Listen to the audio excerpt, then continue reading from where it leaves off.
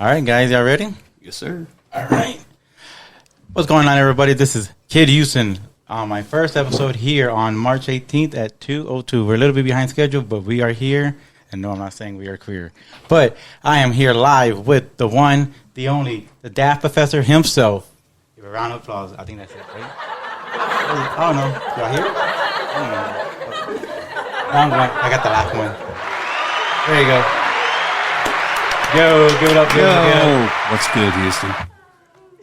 Okay, hello. The ending of the laughing. And then we have another special guest coming in.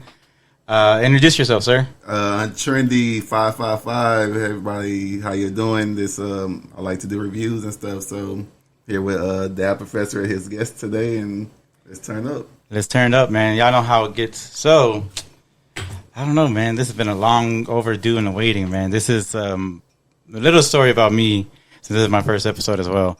This is my comeback show, my comeback story, like the Elvis, the comeback.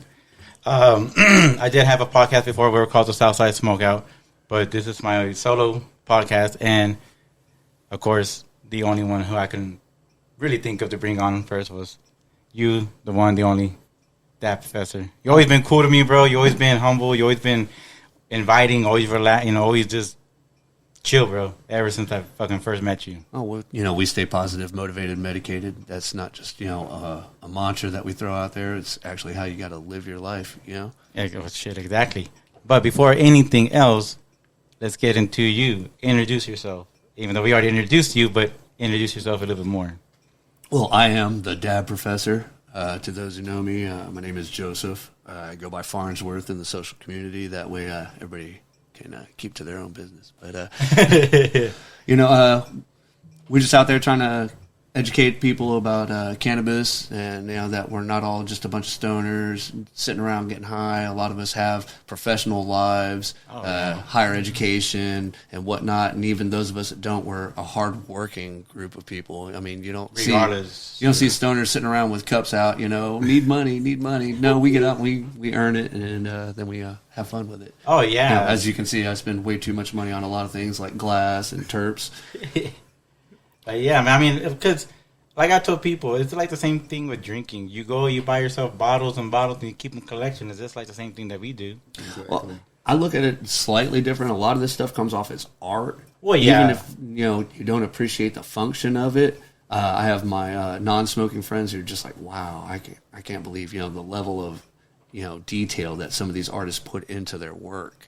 Oh yeah. Well, no, I'm just saying like as a collection, because there's people who collect $20,000 bottles of scotches, but yet they want to sit here and talk mess about us buying the $20,000. Well, some people hang their art on walls. I smoke out of mine. Exactly. the Picasso. I know people are like, "Oh, are you in gardening?" Yeah, I'm into greens. If you know what I mean. Horticulture has always been a hobby. Yep. And then also for you, man, give us a little bit more backstory on you, Trini. Man, it's just I like to do reviews on. I'm more of like a cannabis connoisseur, if you like to think of it like that. So I do reviews. I like to test before you buy, kind of like things. So okay. I'll test it out, test the flowers, see if you like it. And I've been doing that for a while, but it's kind of like the same thing with glass. I spend so much on flower, and then people look at me like, well, bro, you buying 120, 140 an eighth, this and that. I'm like, yeah, but it's exotic. It's art, like you said. I'm smoking my art. Oh yeah, exactly. Well, the pheno hunters out there, they go through a lot of trouble to find these different strains and make these magnificent plants that we enjoy. The different terps, the different profiles that come with all of them, and some people are just happy with their mids and they think they've got something nice just because it's tasty and it slaps, but there's so much more to cannabis, so many different aromas and flavors and stuff that you can get into, the different levels of the effects that you're going to get. So a lot of the stuff that you and I both like to partake of, there's a big difference. Yeah.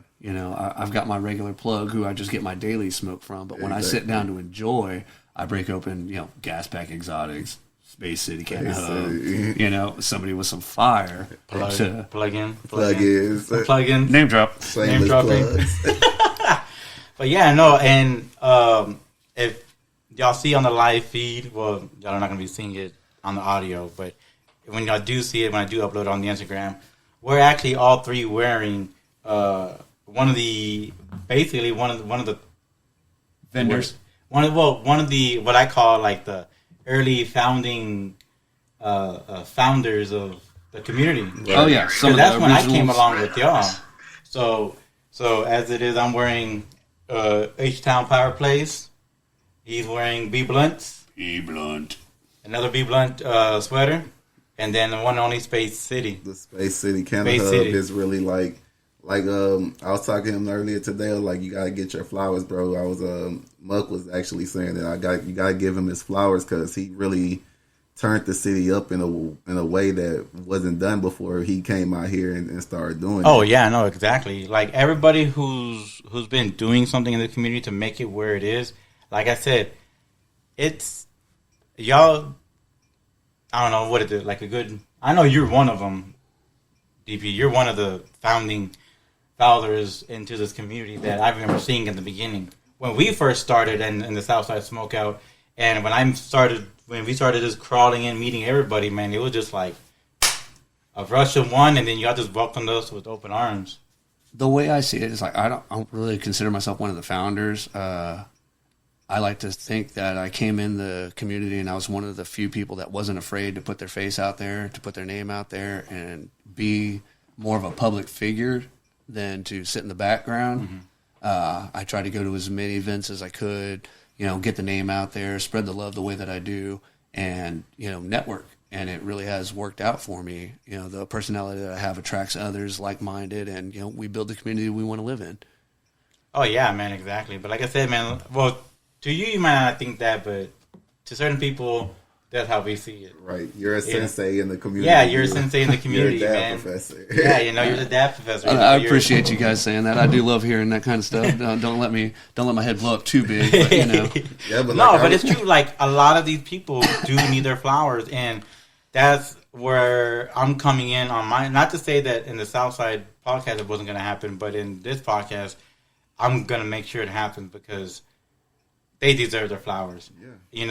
Now that I'm more upgraded, more up to date, more recognizing, seeing everything, it's game time. It's game time. And as DP, man, I've been trying so hard to get something out, get something, and I finally said, "Fuck it, I'm pulling the trigger." Yeah. And today is the day. And then exactly when I woke up, I was like, "Man, I don't think he's gonna be able to do it because I know how it is with home shit." Like I know exactly how that shit is. I woke up yesterday with no water. That sucked.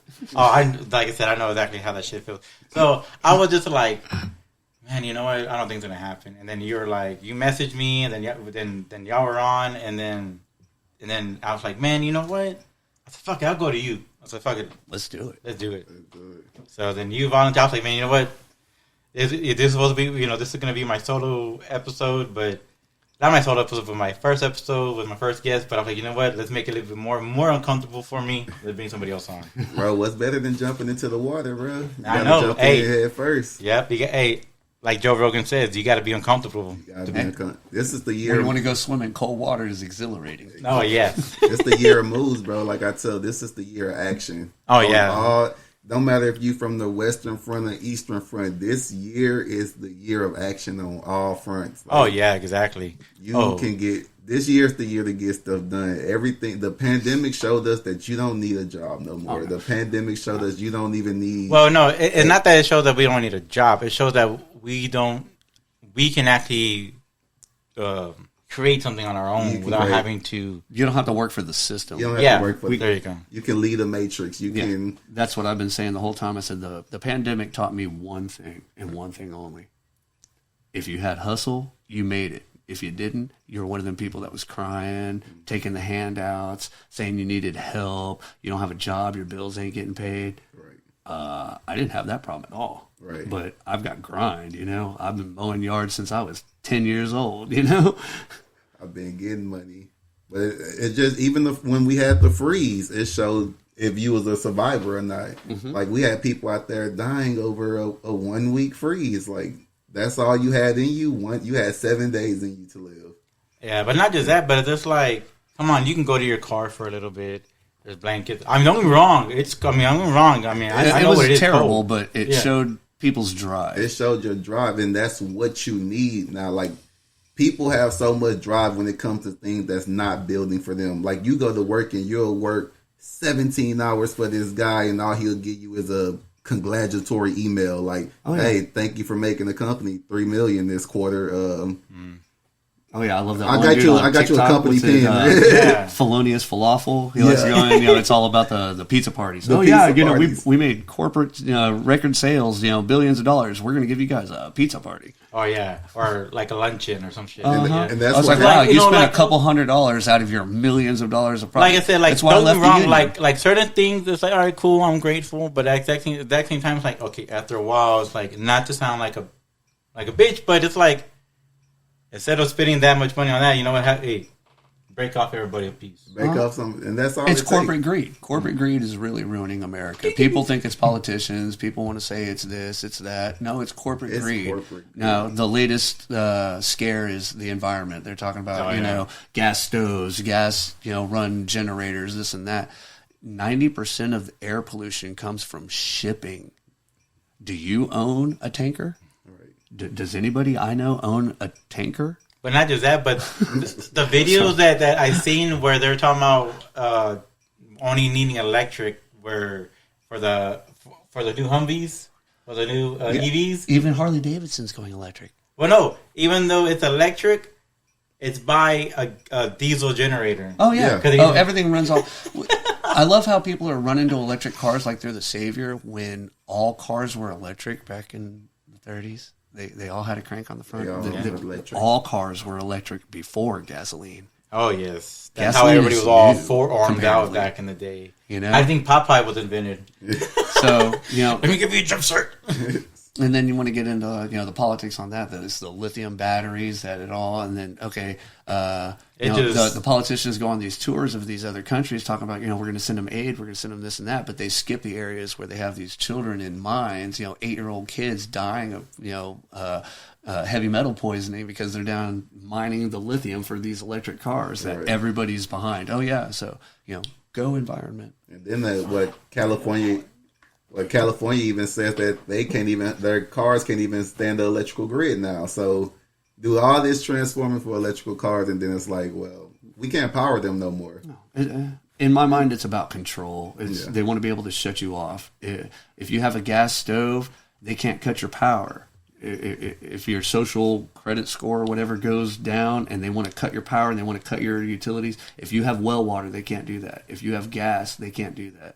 I know if you have a gas generator, they can't do that. Right. They can't cut you off. So what do? Take away your gas stoves, take away your gas generators, take away your gas cars. It's control. It's control. Now they trying to ban TikTok again. That one, okay. That one I actually agree. I'm down with. I'm 50-50 on it. I'm 50-50 on it because if TikTok's the kind of thing that's going to be in America, if that's the type of format that we want, then we need to create one for ourselves.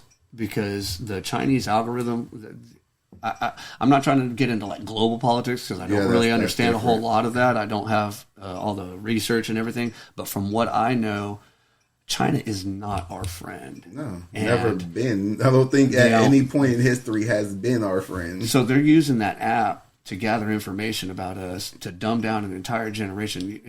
Everybody's seen the TikTok, where it says, you look at the algorithm that they have in China and it shows children succeeding in academics and sports and, entrepreneurship. And you look at TikTok here in America and it's nothing but 12-year-old girls shaking their ass, wearing too much makeup because their mom wants to be their friend, not their parent. Exactly.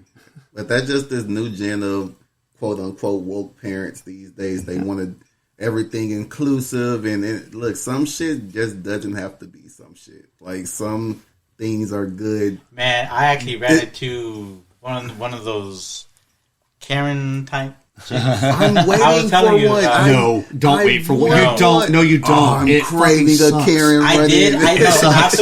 Afterwards, bro, I was so confused. I was like, did that just happen? For real, I was like, did that shit just fucking happen? And my daughter was in the back seat going, I know Dan did it. I'm like, I had you want to act like that? Rocks at my car. A Kevin, like a Kevin. Okay, Kevin. A Kyle. Quick story. Me and my wife had gone to Shipley's Donuts at the Ass Crack of Dawn to get some fresh donuts. It's a Sunday morning. We're both home. We're going to get some delicious Shipley's. So we go, as we're pulling out of the driveway onto the street, some Kevin tries to cut me off in his Mercedes. So I honk at him. He gives me the finger, so I cut him right the fuck off because, fuck you. And so he tries to play little road rage games, keeps coming up on us, swerving at us, this, that, and the other, And I just let him play his game. I keep going along, matching his pace. I'm not going to let him get by me. I'm being kind of a dick, too. Well, he finally gets by me, and he shoots up the road. I say, watch. He's going to pull over and try and do some dumb shit. So he pulls over on the side of the road, and there's rocks and stuff right there, and the trash in the gutter. He starts grabbing handfuls of it, and as we drive by, he tries to throw it at the fucking car and shit. He's sitting there, and you can tell he's wearing his polo and his khakis, and it's like, this is not this man's normal behavior. He's just totally Kevining out on me. Right. He got him on the wrong day that day. He just lost his job or something. I'm telling you. He had blue balls. He had blue balls. He was mad as hell. No, well, what it was for me was that I had just dropped off my wife at work, and I was heading to take my daughter to school, and I don't know if you're familiar with Pasadena. I'm from Pasadena, so I'm coming down from Fairmont, going down Strawberry, heading up to Crenshaw, and then as I'm coming up to Crenshaw, I see this one truck go, and then I see this other truck. But as I'm coming up, she goes, but she hesitated. So I kind of put my foot on the brake, and then I kind of went back to speed. So I was going back up to speed. My light was green. So as soon as I'm actually in the intersection, she decides to go. And then she wants to blame me because I was speeding. Even though she admitted to the police officer, too, on fucking body cam and everything, that she ran the red light, but she still wants me to be at fault because I was speeding. Yeah. I love that. And unfortunately, insurance companies are going to look at it like that you're going to be partially at fault. Like, you should have had enough time to stop and I know. I wasn't like, no. And then she comes out acting all sorts of crazy, and my daughter's all freaking out. And look, I call the cops, and I was like, look, she's calling everybody and their baby mama and their baby daddy on what happened. I go, look, I said, I'm a proud American. I go, and I'm a proud gun owner too. I said, I'm always strapped. I said, so if they come, I said, they acting dumb. I said, give me more than just an accident. Oh shit. Okay, how do I do this? That's the first time I use this. It's ready. Just puff and go. Puffco. Oh yeah, shout out to Puffco. What's up, Leaf Palms? Shout out to Leaf Palms. What's up, Leaf Palms? Oh man. I love it. Puffco, this community. But yeah, no, and then so the cops get there. She calls some girl over. She comes over there. Her homie was like, she was that close to being smart. Her friend was acting all weird and shit. She was calling me weird and perv because I had to take pictures of the vehicles. But at first she was like, oh yeah, take a picture of me. Take a picture of me. And I'm like, I'm not taking a picture of you. I'm taking pictures of the vehicles. And she's like, why are you being weird? Why are you taking pictures of me? You're being a creep. And she was on Facebook Live or whatever. Oh, man. I was like, no, you dumb idiot. I'm like, we're in an accident. I go, you hit me. I go, I have to take pictures of our vehicles. I go, I don't take pictures of random bum-ass shit. I said, but unfortunately, you're in this picture, so I have to. You're in it. Oh, man, this girl is... Bro, y'all are lucky. That ain't lucky, man. Like, I feel like that's going to be my video to go viral. Like, my first Karen interaction, that's going to be like, UnTrendy versus Karen. No, but after everything was over, I was like, damn, I knew I should have recorded everything. But I was on the phone with my wife, because my wife was like, you're not hanging out on the phone with me. You're staying on the phone. I know how you are. I know how you are. That's why you get the dash cam, bro. You got to have the dash cam. Well, I have it in my G8. I've been needing to get it in my wife's truck, but... Those things save lives, bro. I swear the dash cams are like, they save so many cases. But it was funny because, like, she called these two guys talking about I'm acting dumb and whatever. I'm like, whatever. And then, like, after, like, 5 minutes, because we were both going back and forth, after 5 minutes, I kind of just, like, what was the point? We'll keep arguing. There's no point. Oh, yeah. And then she's like, oh, wait, that's right. That's all you can do is just shut the fuck up. I'm like, what's there to argue more about? You hit me over and done with. We argued for those 5 minutes, and what's there more to argue about? Right. I'm like, you're just making yourself look like a fucking idiot. Mm-hmm. Oh, at that point, you just got to sit in your car and let them do their thing. Well, no, and I was out of the car, and I was waiting, and the cops get there, and then those two dudes roll up, and fucking, I call them fucking Dumb and Dumber. Tweedledee and Tweedledum. Yeah, Tweedledee and forever. Literally, they come up and the main one was like, "What's up, homie? What's all the shit you're talking?" I'm like, man, I said, "Fuck you and fuck him." I said, "Y'all need to move on." I said, "I ain't got time for y'all little fucking talk watches, motherfuckers." Damn rookies. For real, I was like, man, go over there. I'm like, But I love people's attitude in those situations. Like, they get out and the first thing they want to do is get violent. Like, okay, look, you've already caused an accident, so you're going to get a ticket. You're going to have to pay insurance. You got to pay damage. And your first thought is, hey, let's take this to another level, possibly get arrested. Yeah. Exactly. And then she was getting mad at me because I was taking pictures, well, basically of everything going on. Then she started crying to the cop. "Why is he taking pictures? He can't be doing that." And then the other two were saying the same thing. And then as soon as I started backing up to drive away, they pulled out their phones. And then the cop was like, "Okay, if it's illegal, should I arrest all y'all three right now? All four of y'all?" They didn't say shit. Yeah, of course. But it's always a two-way street, but theirs is one way. One way. I know, it has been crazy. You want to send people to jail, but the thought of you going, oh no, that's going to terrify you. But we all know you're going to be in there like 4 hours holding, probably get a sandwich or some shit, and hear some crazy stories. I'm going to take a nap. Take a nice little nap. I'm chilling. For real. I know, like, she was like, I was like, what, go to jail? What, do you think I'm scared? Do you think I've been before? Like, it's nothing new. It's not, to you, though, this is going to be a terrifying experience. Oh, yeah. I'm like, man, women's jail is wild. Hey, I used to go to county. Wild, I used to go to county before the first sting. Oh yeah, before they fixed all this stuff. The first sting, before the first, because they had a second FBI sting. This I went in before back in the day first. when it was literally motherfuckers slipping by toilets. They beat the crap out of you. Oh man, I got my ass choked out by a guard because I couldn't listen. Not that I couldn't listen. Is I have hard of hearing. No, not hard headed. It's when you're hard of hearing. When you're trying to talk to someone, especially through that thick ass glass with the thing like this, and you're hearing fucking Charlie Brown's parents. You don't know. And then I remember I was just like, "Hey, Mom, Dad, I go ahead and I let y'all go because I think I've been here a little too long." As I'm looking at my watch, like I had a watch in jail.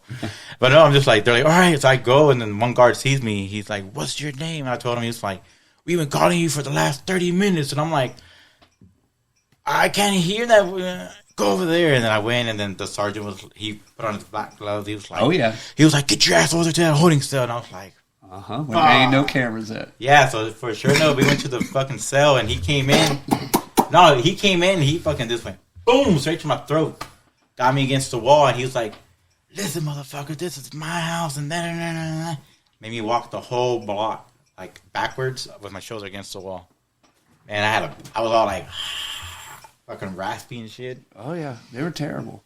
Oh, man, they were horrible. One of the things that made me glad I worked construction, because we used to do a lot of work downtown, and we would always hire off-duty cops, sheriff's officers, jailers to do security, to keep the bums from falling in the trenches and shit.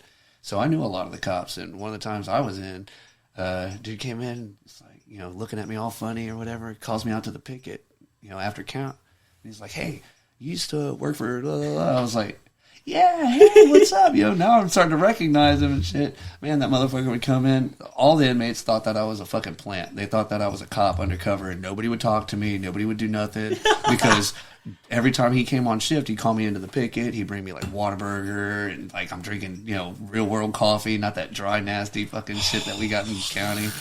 I'm chilling. Horrible. He's let me use his phone. I'm calling my girl and shit. I'm just hanging out with the cops all day. They're like, fuck this dude. No, man. I remember when I went in during that time. It's like, it's been years. I'm 36. I was like in my 20s at the time. Right. It was when that one dude that had that chase from Dixie Farm on 45 all the way going north, where he flipped over that one cop car and was trying to flip over that Tahoe. Yeah. And they came out and they all whooped his ass. Yeah, well, I was actually in county. We were watching it on like live TV, and like 2 days later, someone had came in from the population, from transferring in. They're like, "Hey man, old boy's there. He's wearing a space astronaut outfit. It's all fucked up." We're like, "Damn." That shit was crazy. Yeah, they put him in the bunny suits when they ain't got nothing else. They tore your ass up, ripped your clothes up and shit. Yeah, you get to wear the painter suit. That shit was horrible. I seen some people wearing that shit. I was like, man, I hope they don't lose my clothes. That was one thing. I was like, I hope they don't lose my clothes. I don't care if they lose my underwear. Just don't lose my clothes. I'm telling you. They don't care, bro. They'll beat your ass and throw you in the hole and like, well, he was talking shit the whole time. We ain't have no choice. Bro, all I said was fuck you. You said fuck me too. I get beat up for that. I've had both ends of it. I've had a mouth on me, and they definitely helped me keep it closed. Yeah. And then there's been times when it was like, my pride isn't worth getting my ass whipped over and over again. So in, out, no fucking problem. And people don't understand that the calmer you are, the faster you're gonna get out. Mm-hmm. Oh yeah, that's why. I've been in trouble with Pasadena forever, right? But I've been doing pretty good these last few years.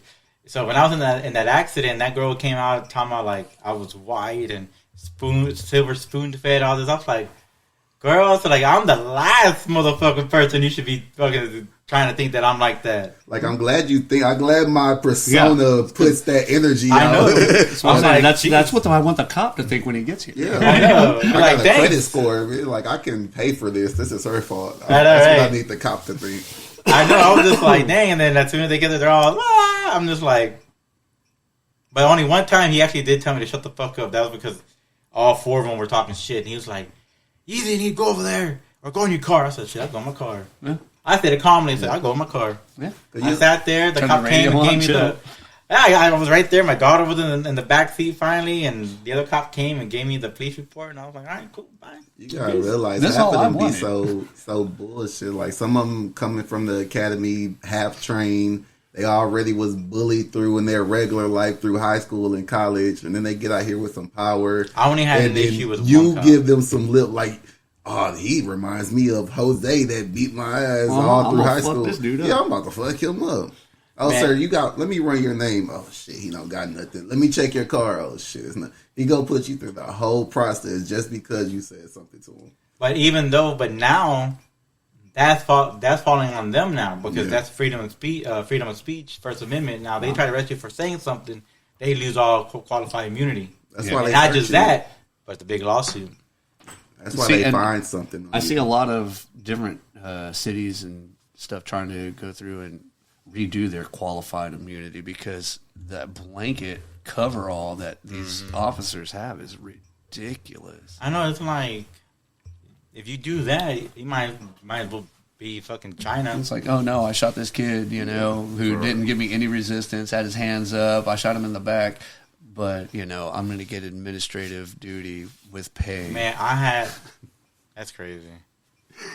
And it happens. And they just go on desk duty for 6 to 8 months, and you forget about it, and they're back out and there. Even if they get fired, they just go to a different department. They'll move to the next county over. Become a constable. They don't. That apparently isn't a black flag or red flag enough for these guys not to get hired the next town over because it's so hard to get cops to get people to want to do this job that they're instantly hired. All you have to do, I was a cop here. Okay, cool. Thanks. Welcome to the force. But let you take some juice from Walmart. You're banned from every warehouse job in the U.S. Oh, you stole from Walmart? No, we can't have that type of stuff in this warehouse. No. Oh, you killed somebody? Oh, yeah, you can join this police force. We put you on desk duty 6 months and put you out there. Oh, it's right now. Oh, you a pedophile? Oh, come on. We'll give you a raise or whatever. The way now they think they're going. They don't care. I'm telling you, I'm looking for a house right now. I rent where we're at right now, and I'm looking for another house. And the questions that they ask, the stipulations that they want to have on your background, you can't have done this, you can't have had that, this, that, and the other. It's so hard to rent a house, get a car, get a loan from the bank, anything like that. If you have any kind of a record whatsoever, but if you compare my record to any member of our Congress, I'm a fucking angel. Oh yeah. What was that meme? It had like 383 members. They sexual assaults. And that dude. The reason, there's is it the NFL or the NBA? The NFL, Psych, NBA. It's your Congress. And that's where I get that from. And I've done nothing compared to these people, yet they hold hundreds of thousands of dollars a year jobs. They get paid for the rest of their lives. I can't even get a loan from the bank for a K. No, you can't even go to PLS and get a loan because, you have no credit history. So I have to get money from you in order to get money from you. And how does that work? Or the other one, where they want someone young, but they want them to have 20 or 40 years experience of work, and you're like, Yeah. Not even that. What 7 years of residential? Like, bro, I'm 18. You want me to have 7 years of? So you want me to have an apartment since I was 11 in my name? What is? You need 5 years of rental history to get this apartment. I'm 18. This is my first apartment. Oh, we don't rent out to first apartments. Yeah, we don't do first time We rentals. don't do first time rentals here. So yeah. But all right, so what glasses do you want to introduce to the world? Even though I know you do them on your live feed. Well, we brought out a whole lot of different glass today. When Trendy showed up, I wanted to be ready, so we brought out quite a bit. Trendy brought his ray gun. my ray Oh yeah, gun gotta have the ray gun. from Thicket, Call of Duty Zombie Torch. Probably gonna have to put some butane in it, but just I like the dial and stuff. That's tight. yes. I'm trying to start my little dabber collection. That shit's cool. When I see this, I think of what was the name of that show? That cartoon, Invader Jim. Invader Zim. Invader Zim. Invader yeah. Jim. Yeah. Invader Jim. Jim. I think that was the Arthur cousin. and Jim. Arthur and Jim. I'm getting Arthur and Jim. Invader Zim was definitely that late. They just Invader dropped Zim. the movie. What was that, like 3 or 4 years ago? Yeah, my kids. Yeah, they like fucking 2. love it. Yeah, the 2. It was like 2.5. Plumbus or Yeah. I forgot what it was. It wasn't Plumbus, but yeah, I know. Yeah, what you're Plumbus talking is Rick and Morty. Yeah, Plumbus is Rick and Morty. Yeah, we're gonna see how that turns out without Justin Rowley. I don't know. They said they got 70 something episodes that they're still contracted to do without the main I attraction. know that's like Okay, cool. that's like what That's like- 80% of It's like the That's like The going to- Simpsons without that- Homer Simpson. Going to Disneyland without having any Disney character. Yeah, right. But No did he Mickey voice Mouse. everybody too? More than half of the characters. So it's like So they're going to get a bunch of replacements. Now, don't get me wrong. Okay, Futurama, one of my favorite cartoons ever. It's where I get inspiration from almost everything. That's where I got the name Dab Professor from. Right. Was Hermes saying it's Dab Professor, Yeah. Dab Professor, because he's Jamaican, so yeah. it's always Dab Professor, Dab. There we go. Dab We're finding the Professor. origins, the origin story. of the Dab Professor. And that's where that shit came from. But okay, so as an example, the guy who plays Fry, right. Billy West. No, Billy Yeah. West, right? Something like that. something like that. He does. Fry is his own voice. Right. He's just talking. Right.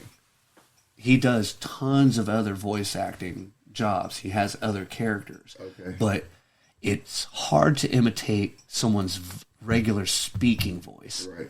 versus a voice that they're Making.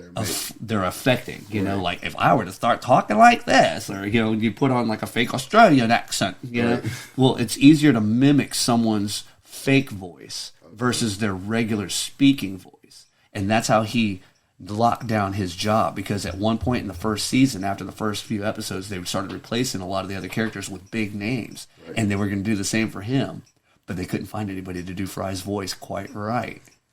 So he locked his job down by using his natural speaking voice versus a character. Okay.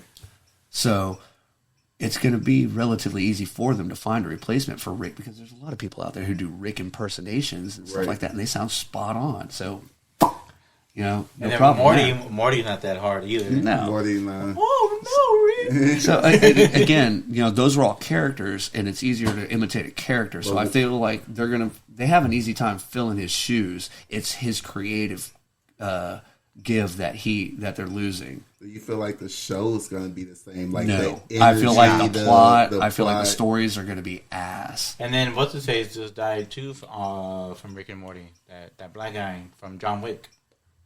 Did he? Yeah, the concierge guy. Yeah. The one that played in The Wire. I didn't see that. Yeah, he just died. It was on He the did, Shade Room. yesterday. Yeah, like yesterday or the day before yesterday. Yeah, yesterday. R.I.P. I know. I was like, dang. I'm like, no more. Hello, Mr. Rick. Yeah. That dude was just, yes, Mr. Rick. But you got to think, that's just us growing up, bro. Everybody we grew up on and love are on their way out. It's honestly, and it's just age. It's just like what he was like 76, 78. Like that's up there for the average lifespan right now. Like 80, you're less than 80, bro. That's Well, if he had been an A-list actor, then he would have got like the Morgan Freeman treatment, and he'd still be like, young as hell. No, the best treatment is the what's his name that owns all the basketball and the donut shops and all that. Mark Cuban? No, Magic Johnson. The Magic Johnson is going to always be whatever money he has, he can cure cancer. So he did. His money is curable. It's incurable. Like his money is incurable. Magic Johnson's money is curable. It's curable. South Park did the episode. They blended up Magic Johnson's money, and it was the cure for AIDS. Shit! His money is like you. That's how he was. He would sleep in big piles of his money, and they were like, "Wait, so large amounts of money?" And they did an experiment, and they take like big fistfuls of cash, and they put it next to a petri dish with HIV in it, and all the HIV goes to one side of the petri dish, trying to get away from the money. Like, think about crazy, like AIDS, one of the biggest. But rich people don't die of AIDS, and that's the whole point. Rich people don't die of AIDS. Rich people don't die of a lot of things. And he had it like, look at fucking Nancy Pelosi. Been alive since the dinosaurs. I'd rather not look at her. It hurts my eyes. Oh no! I told my wife that she looks like that one character from Empire's New Groove. What's you talking about? That lady, the witch. Yeah, the witch lady. For her name. The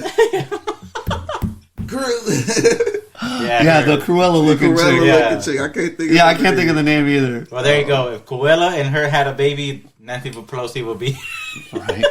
Throwing a little, the California raisin in there? Oh, yeah. They are drinking living waters out there. I don't know what's in their H2O out there, but they're living forever. So that's what happens when you can afford, healthcare. Real top healthcare. Yeah. Not that healthcare. Shit you get put on for like 7 years and got to take pills all day and all that. That's not government healthcare, bro. They go to hospitals we don't know about. They don't even go to the hospital. They just go to a certain doctor in the Swiss app somewhere. He fix them up a little propane pill. And more than likely, the worst part is they probably go to some specialized doctor who gives them all homeopathic meds and stuff. All the shit that they tell us isn't worth a damn. All the shit they don't want us to use. Right. That's why all these politicians are becoming pro-pot. Because straight holistic shit. But that's why I love Big Sean. I don't know if you're a Big Sean listener, but Big Sean talks a lot about how he had heart palpitations. Yeah, palpitations, and he went to a holistic doctor and he got on magnesium for a month or two and he was cured. Well, I've been listening. I started listening to a lot of Joe Rogan.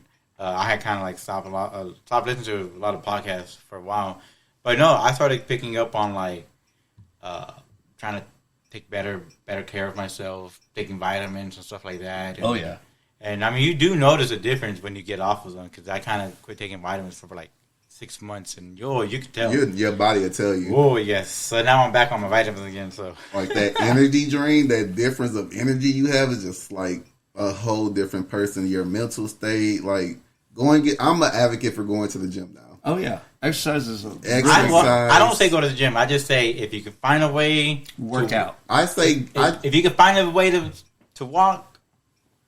I say go to the gym because it gives you that routine. It gives you that need to actually get up, get out the house, and go to a destination and do something that's not you going to work or going to shop at a store or something. Yeah, no, for a while I lived in a trailer park, so it was kind of hard to work out anyway. Right. And then if I want to lift weights or anything like that, I want to be in my room, confined, jamming, and we were so small in a 3-bedroom trailer that it was so hard. I don't want to be out in front of nobody. Sitting there lifting weights while they're watching TV. Yeah, I don't want to do all that. And then, just got to get that trailer park image up there. Yeah, Gotta get it, bro. Let me get up on the roof and pump these. I'll pick up these milk jugs full of water. Yeah, the tractor tires. You gotta go just flip tractor tires all day. And then, I don't mind walking, around the trailer, but Zelma was the name we were looking for. Zelma. Oh, that's who she looks like. Zelma. Okay. So Zelma and Nancy Pelosi, just so everybody knows. Okay. Throw back to that conversation. Okay, I was like, we got the answer. I know, just talking about. But no, and 99 problems with a stoner, and I'm trying to remember the conversation. I was like, wait, what was I saying? I know. All it takes is one instance, and you can derail an entire conversation. I don't care just how many that. people are involved. You just be like, because we're talking about. We were talking about working out. Yeah, there it goes. We're talking about working out. Okay. I actually did know. I didn't know y'all. I thought y'all were playing. No, I did though. I actually lost track. I did too. Real quick. No, the routine of the gym. I've got a weight set here at the house, and I pulled out the curl bar, and whenever I take the dogs out to do their thing, I hit a couple of reps, and that's my way of trying to keep my blood flowing, get a little exercise in there, do that.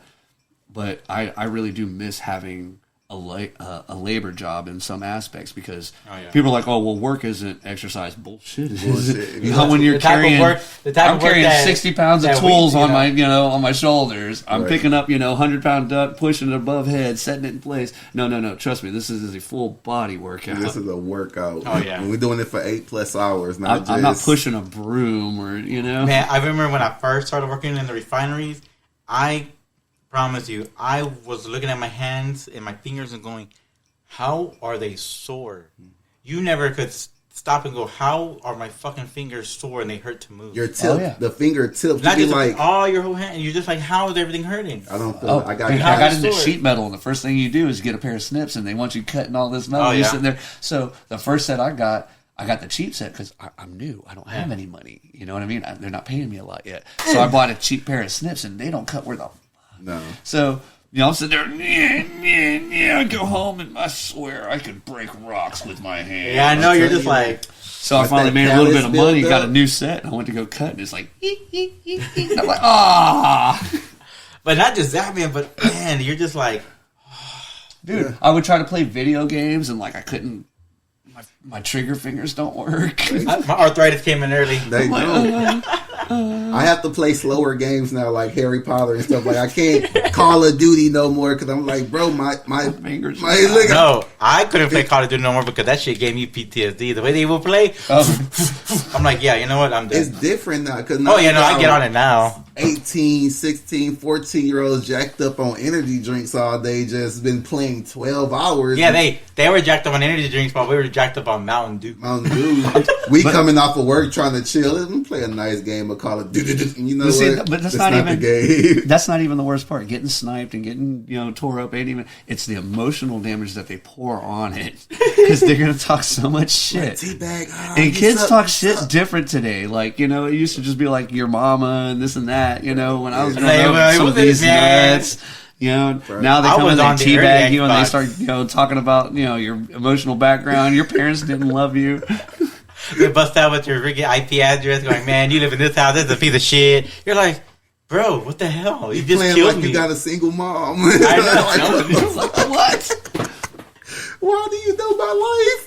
I know. You look like you eat corn the long way. What? You look like you still go to McDonald's at night, bro. Why are you being so hostile on this game? Bro, the Call of Duty chat rooms will always be undefeated. I just wanted to play a chill game. I just wanted to chill after a 12-hour shift of lifting boxes all day. Like now I got 3 hours with my therapist to look forward to. I'm about to play Pinkman or something like that. Something simple. They don't talk shit on Pinkman. This is why I play Nintendo. Yeah, I know. I can see it down there. You can't even play Nintendo no more. Oh, did you see the? Speaking of games, you see they dropped the new Budokai Tenkaichi? What? Yeah, no. 4. They got it coming out. Oh. Well, I already pre-ordered the new Zelda, so I've been playing the old one. You been on Zelda? Yeah. Breath of the Wild is such a beautiful game, bro. It is. I've been on Hogwarts the last... See, now I wanted to play that, but then like the new Zelda, they announced it, so I went ahead and pre-ordered it so I can get the little wood plaque and all the other dumb shit that comes with it.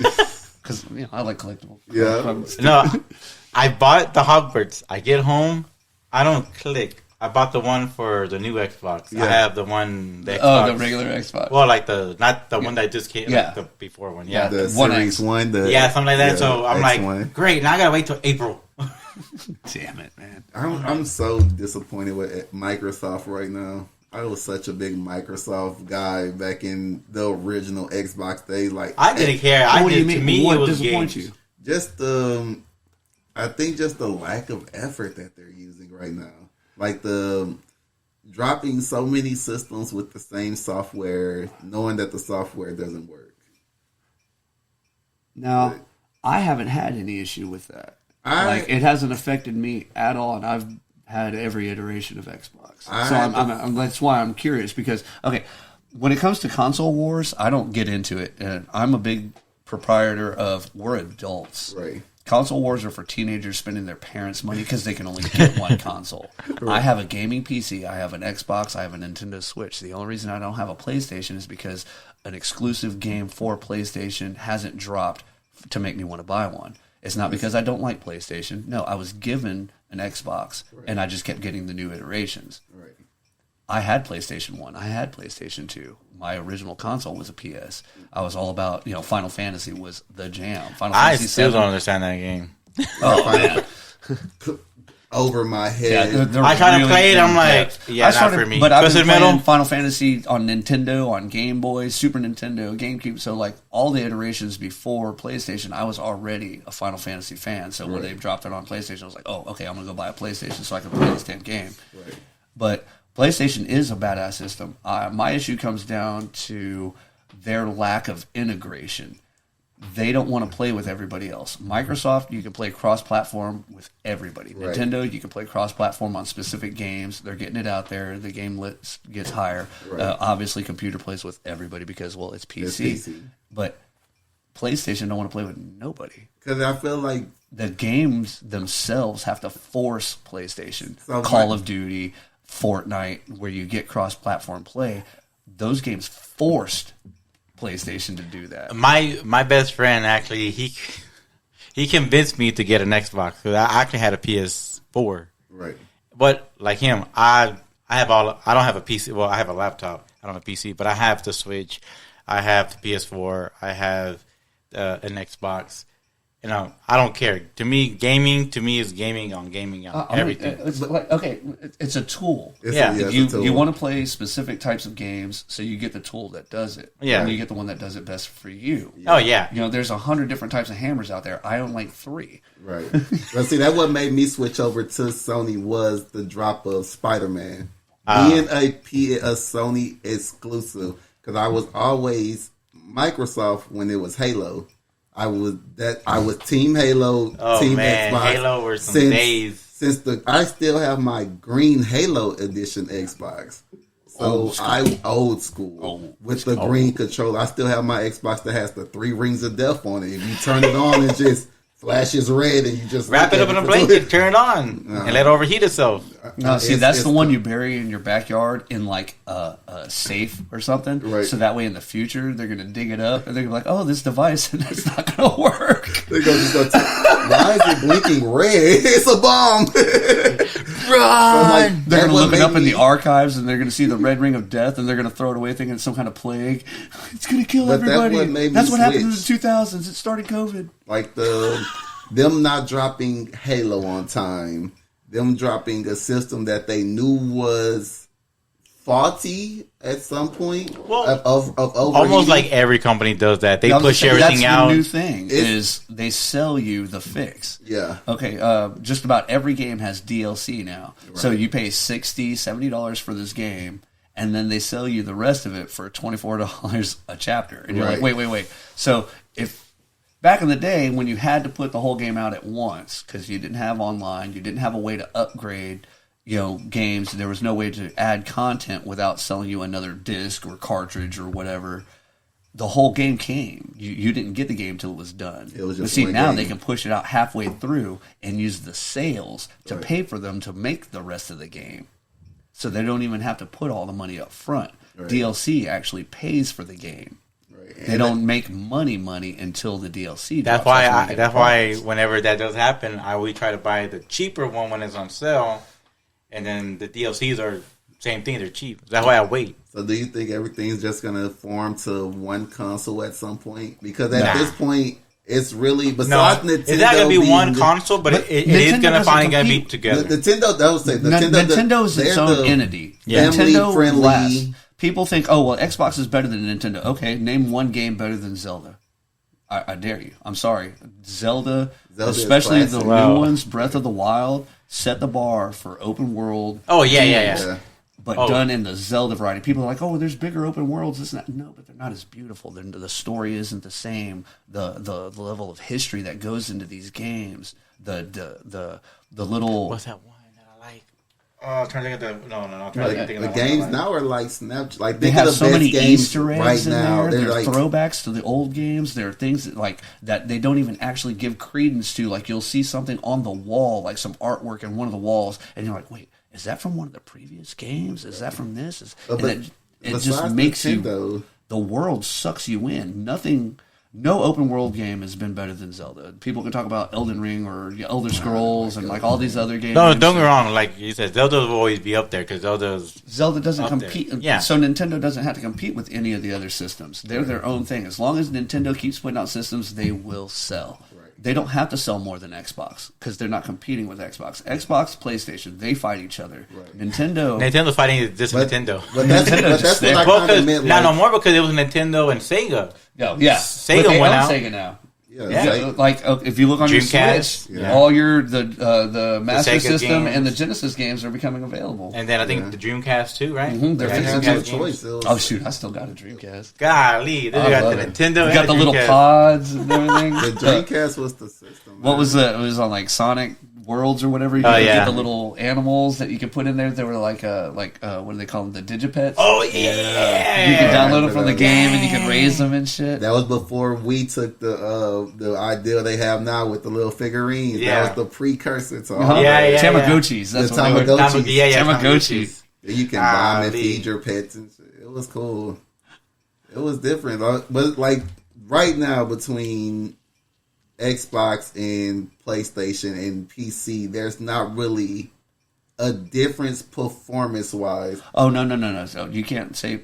See, PC will always stomp the hell out of any because console. you can build it, though. Like, you can literally... It's because graphic card technology, they're not putting the best graphic cards in these systems. They're putting the best for the price, for the size. Now, you can get a graphics card that's literally the size of a damn VHS tape nowadays. They cost like $1,300, and one of them can render your Xbox, your PlayStation, your Switch, and a game on the PC at the same time. Yeah.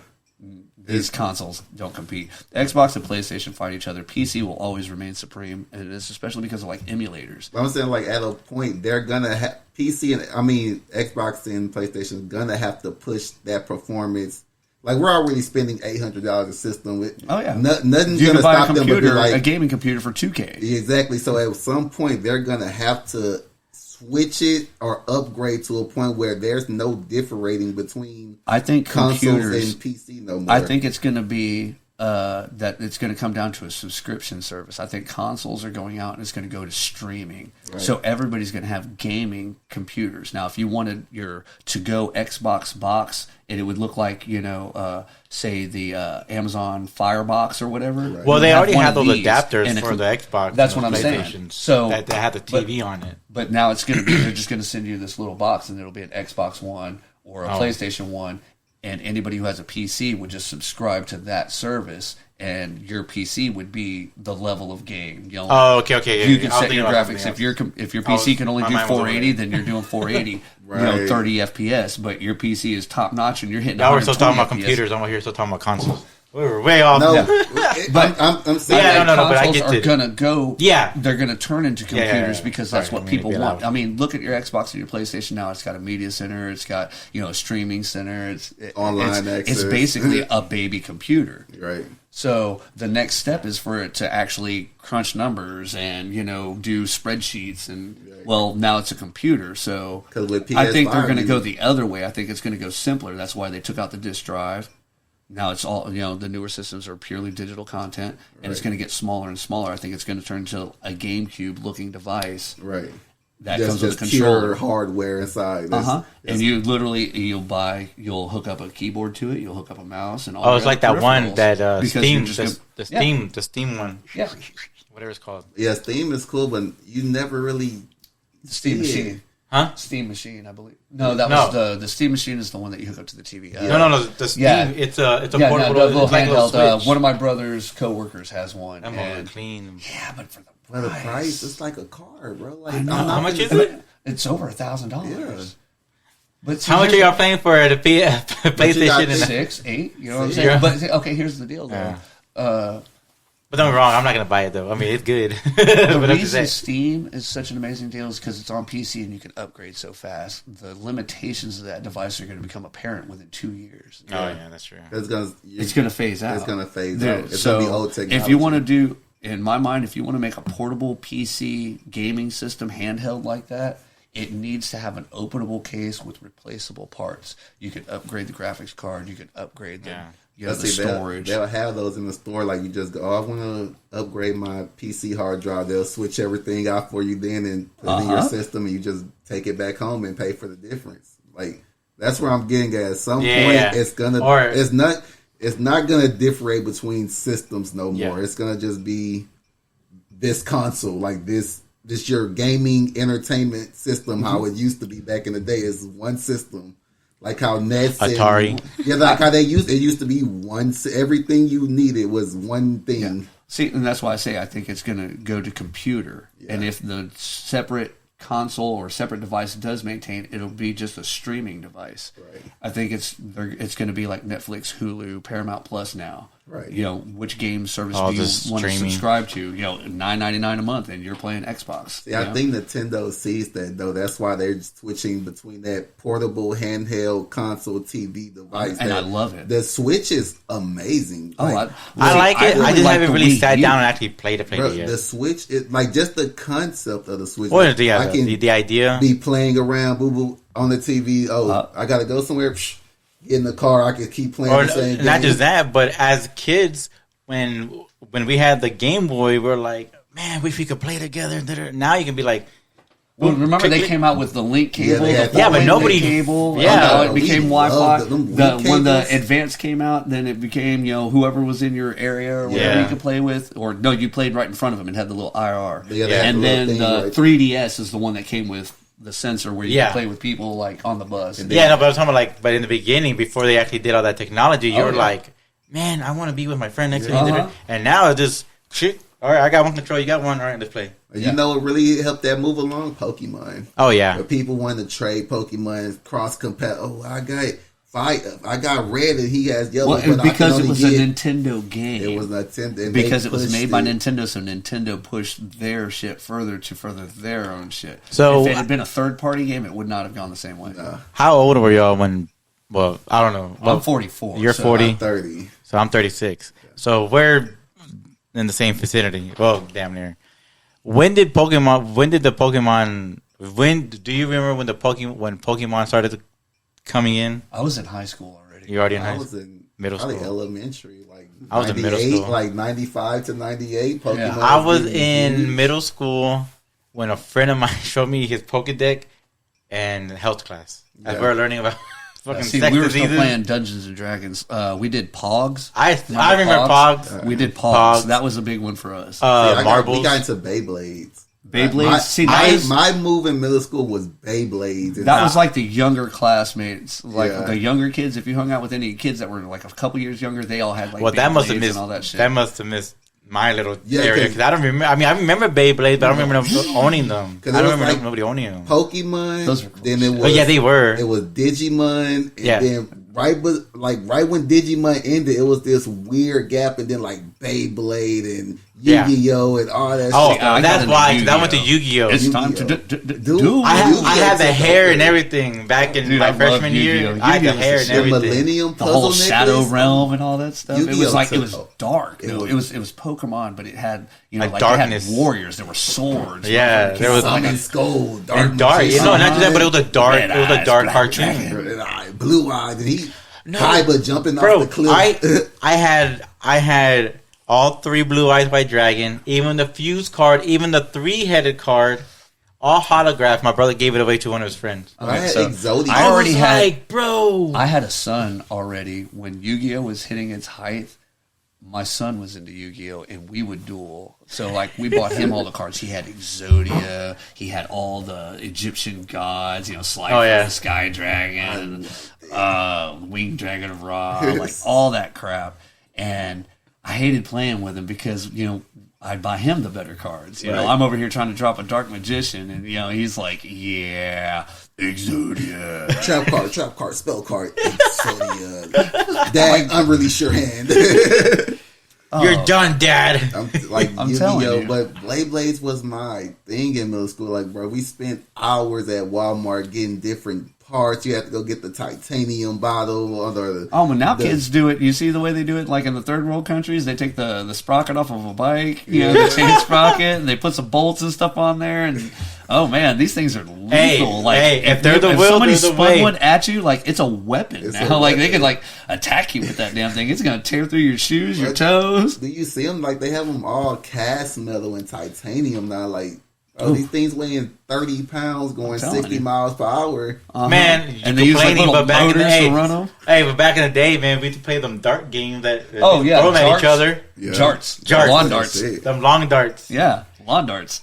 Oh man, throw it in the air and stand there. And no, we did that with a hatchet. Yeah. Like, it was see who was the bravest. Yeah, it was. No. We were like 10, 8, somewhere in there, and there'd be like 3 or 4 of us, and we took a double-sided hatchet and would flip it into the air. And not look. Everybody has to look straight. We'd sit there and look each other in the face.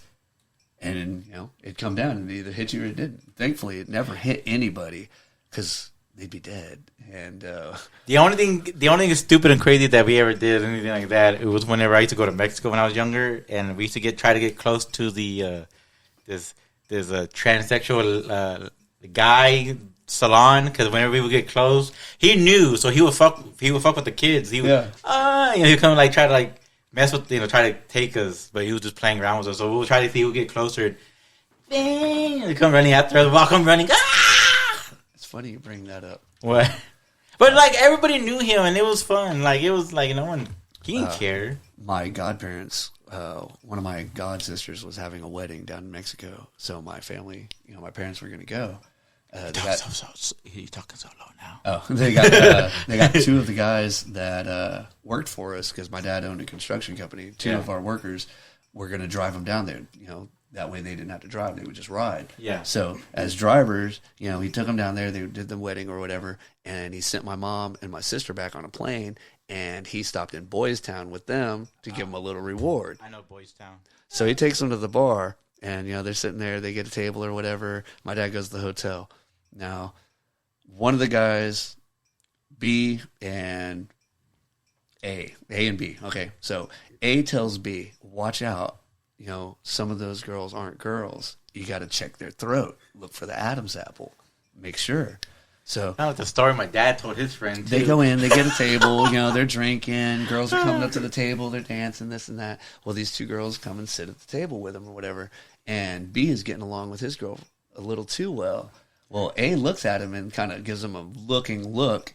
And so B puts his arm around the girl. He's got his hand on her shoulder. He's kind of rubbing on her shoulder a little bit. They're talking. He creeps over to her neck. He's kind of, rubbing his finger up and down the side of her neck right there between her ear and her shoulder. And he kind of creeps around to the throat area. And he rubs his finger across the front of her throat. The lady gets up, slaps the shit out of him and says, I know what you're doing. I ain't no fucking man. No. Got caught doing the dick check. She slapped the shit out of him. Show me your throat. I know what you doing. I ain't no fucking man. Be like Rick and Morty, show me what you got. No, wait. Oh, shit. I died. They came back and told me this story. I never let him live it down. No, you can't. No. That's so amazing. Okay, so I was in my cousin's quinceañera down there in Mexico, and my dad had came down to pick me up, and he had brought one of his friends and one of his friend's son down with them too as well. And so as they picked me up, because we were further into Matamoros, further down, we were getting close to Reynosa, and we were in Control, Tamaulipas. It's between Matamoros and Reynosa. Okay. And so I'm there doing the quince. So from there we leave from Control. We go back to Matamoros, and my dad tells me, he's like, "Hey, I want to go take him down that one street." I go, "All right." So we go, and me and his son are in the back seat. And my dad this was back when my dad had a big ass Lincoln Town cars. I'm old 95 Lincoln Town cars, them big old boats. Yeah. So his friends in the front. His friend was drinking. Boom, just hammering them. So we're driving up, and my dad turns down the right street at first. And show him all the girls the real girls first. He's like, "Oh man!" Get them all excited. He's like, "Whoa, god damn!" Lower their guard a little bit. Yeah, he's all like, "Oh shit, man!" Yeah, my dad turned down another street. He's like, "Man, these are some other pretty bitches, but damn, they're tall." He goes, "Fuck." some basketball players over here. So my dad stops and he rolls down the window and he's like, he goes, if you want one, he goes, I'll pay for one. He goes, don't worry about it. On me. So I'm in the back seat and I tell his son, watch this. And then leans over. What up, puppy? What the fuck? Get me out of here, fucking Robert! What the fuck are you doing? Hit the fucking shit! We were dead ass laughing in the back. Oh my god, we were just dying laughing. He was like, that sobered him up like that. The stories like Theo Vaughn and all those guys that hang out with Joe Rogan, all his friends, the stories they tell, it was like, the lady boys, this and that. And you're like, oh, bro, they're about it. I used to go to Mexico back when I was younger with my dad, and my dad used to leave me out there for months. Oh, and he would go off and do his thing, and I was off hanging out with little kids that I was a kid at the time too, so I was roaming around with the other little kids in Mexico. My dad gave me $40. That lasted me like 3 months out there. I'm telling you. That's for real. So, and I had like 20 friends following me around. I'm over here paying for Mr. Moneybags. Yeah. Like but big man, American over here with all the money. Yeah, but man, I have stories and stories and stories, man. It is crazy. It is crazy though, man. And then like now when I went, I'm just like, it is nothing compared to when I used to come here. Nothing. It's like I made a U-turn. Came back to America. It's a tourist trap now. That's all it is. Yeah. It's a tourist attraction. For a long time, people thought of Mexico as like a third world country. Well, when I used to go, literally just baby America. You give it enough time, they're gonna catch up. Yeah. Well, I mean, they're like there are certain parts that are still kind of like. But that's old. Just like here, though. You go like old. But you got to think the history of Mexico is a lot longer. So they're going to be there's going to be a lot more. Original, old school settlement. Yeah, but shit that the city or the government never messed with. But like it's crazy though. Because when we went, I was like, oh my god, there's rich people here now. I was like, the fuck? I'm like, there's rich people. I thought we were the only people. My godfather is well-to-do. He has, La Flecha Amarillo, the bus company. It's like the Greyhound. In yeah. Well, he had a lot to do with that, so he was real well-to-do. And so he owned like hotel property in Cancun. He owned like a chain of villas right there on the cliffs in Acapulco that people would rent out and stuff. So whenever we would go on vacation in Mexico, we'd go and stay for free in these luxury-ass accommodations and stuff. But since he owned the bus company, we would get a custom bus. So we would land in like Mexico City. And then drive to Cancun or Acapulco, one way or the other. And, we had a driver, and we're in this bus with beds and microwaves and stove and all that stuff. And we'd stop in these little rural-ass towns. Oh, yeah. We're going to Acapulco. Those were my towns. And we pulled in this little cliff town. Like, literally, it was like a bus with, like, half of it shaved off, and people were living inside it. They had, like, hovels, little stone-built houses and stuff. But we pull in, and there's a metal top grill built on top of, cinder blocks and stuff, and they got a real fire going underneath it, and there's a little livestock pen to the side. You want a chicken, you want a goat, whatever. They'll kill it right then and feed it to you. Whatever you want, it's fresh. But it's on the coast. It's right there on the beach. Like, literally, the little grill is, 50 feet away from the coast. So boats come in, and they're bringing all this fresh fish, this and that, whatever you want. Dude comes in, he's got an octopus stuck to his back, and, like, you see, like, the real low end of how people live. We ate, there was like 7 of us, so we all had full meals, and my dad gave him a $20 bill, and I swear the lady almost fucking started crying right there. Yeah, because $20 is like 200 pesos. And this is in the 80s. Oh, so it was worth even more, right. Like the peso wasn't worth shit. So he gave her $20, and she almost started fucking crying. He started handing out fives to the kids that were running around. There's 6, 7 little kids running around on the beach. He started giving them $5 bills. Everybody's like flipping out because like he just came in and like blessed the fuck out of this town. He bought dinner for the month off of $40. But he was from Mexico, so giving back to the community. He was about it. But it's just strange to see how other people live. And you're talking about backwater. Like, government don't fuck with none of these people. They don't vote. They don't pay taxes. They don't. They off grid like a motherfucker. See, like Mexican government is still at a place where it's still learning, if I can say that. Well, it's like half cartel and Yeah, half I would say government. it's still- But the see- cartels are becoming so legitimate as business. You know, they own lots, like the cartels they're not just drug runners. No, they own processing plants. They own fuel refineries. It's just like the mafia back in the day, too. It's basically the same shit. It's just a different term. But that's why I say learning, because you go to Asia, you see the Yakuza and the military out there being. So I want to say when they're still learning, they can be more profitable than what they are now. I feel like if they just did it together. Like, just stop. Like, right now, there are too many rogue parts of the cartel for them to control. Like, from what I know, from, you know, of me going and the certain people that I do know that I do talk to, they even say, too, like, during that whole cartel shit that we were saying, that, oh, don't go to Mexico.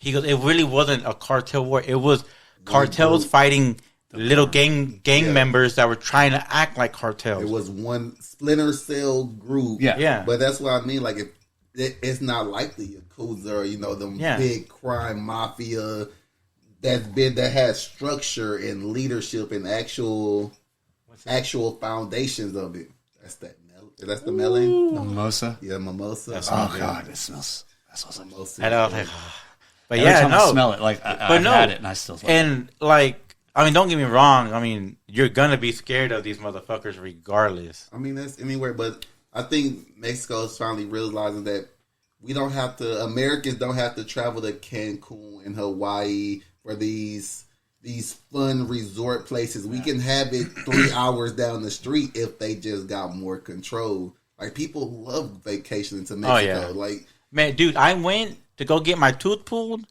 They were charging me damn near $300 here. I paid $40. Oh yeah. And then my medicines were like $5.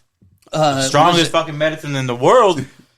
But damn, but still. No, healthcare tourism is a thing. Yeah. People they'll plan a vacation that's what we're around doing. going to specific That's what countries to get work done. People that's what go we're and get going the for. plastic surgery. A I'm lot not of doing people all do that. I'm just going dental down to Mexico. I'm already planning my trip. think about the BBL epidemic of black women. Like, everything's in Mexico. They planned the whole month around going out there. What part of Mexico are you going to go to? Right there across the border? Me? Yeah. Oh, I was thinking I'd probably go visit family. So, you know, either Leon or Mexico City or... Oh, okay. You Because know, I would say, because if you're going to... Well, I know right now everybody's scared of Matamoros, but it really isn't that fucking bad. Oh, man, I had this I talk love with somebody just the Matamoros. other day. They were talking about...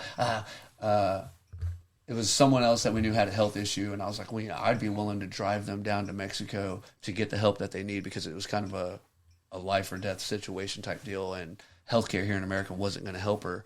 So, you know, the talk came up about taking her to Mexico, and it's like, but it's so dangerous. She's more likely to... I was like, are you fucking kidding me? Like, turn off the news. Just turn it off. I'm barely Hispanic. Like, I don't really even speak Spanish all that well, but I grew up in a Mexican household where both my father was from Mexico. My mother was one generation removed from coming from Mexico. So they were still very, very, you know, Hispanic roots. You know, everything we ate was Mexican food. We didn't call it Mexican food. It was dinner, food. you know, Yes, food. you know, chile rellenos, the fideo, you know, these were daily meals, you know. Everybody's like, oh, you want Mexican? I was like, man, I eat that shit every day, bro. That's what you call it. I want some fried chicken, bro. I know. Like, don't get me wrong. I love my rice and beans, but man, You want come some on. American food. But I was like, you know, I'm almost offended that you think that Mexico's like this. You obviously been like brainwashed by the media to think that this is crazy, you know, Wild West type thing where, you know, there's kids running around shooting each other and like. But you gotta think that's the perception that they give us of Iraq, Afghanistan, And that's why you can't. Other places. Not to Like get back into the whole, you know, conspiracy Politics, thing that we were like- talking earlier, but do not trust the liberal or don't trust the media. It's all owned. Like, if it's mainstream media at all, you're probably being manipulated in one way or another. Like, if you think about our perception of Canada, you just think of mooses and, hey, like dudes walking around with shovels on their feet. Like, if you actually go out there, it's a wonderful place with a rich culture. But our perception of Canada is nothing They're like a bunch that. of dumb Canucks. Yeah, Hockey playing, maple syrup swilling. Big mooses walking around in people's garages. Oh, hey there, eh? Hey. But here's the worst part. All that stuff I just said is absolutely true, but that's only like 10% of the 10%. population. I mean, look how they show America though, like through TikTok and how. Oh man, that's like what? Not even 10%. I'll say 0.01% of our population that's actually doing that. Well, we could bring it even closer. Like, I moved to Colorado for a period of time in my late teens and hanging out with the kids there. I'm the new guy, so of course everybody in town wants to come hang out with the new guy. It was a small little town. And, he's from Texas. Oh, man, do you ride a horse? I was like, yeah. Every day I get up, I milk the cows, I feed the pigs, I walk my chicken, and I ride my horse to school. They said, what? I said, I ride my horse to school. They said, no. You walk your chicken? I said, yeah, you don't walk your chicken? I said, no, I walk my dog. I said, what's a dog? And they just looked at me. I was like, you fucking morons.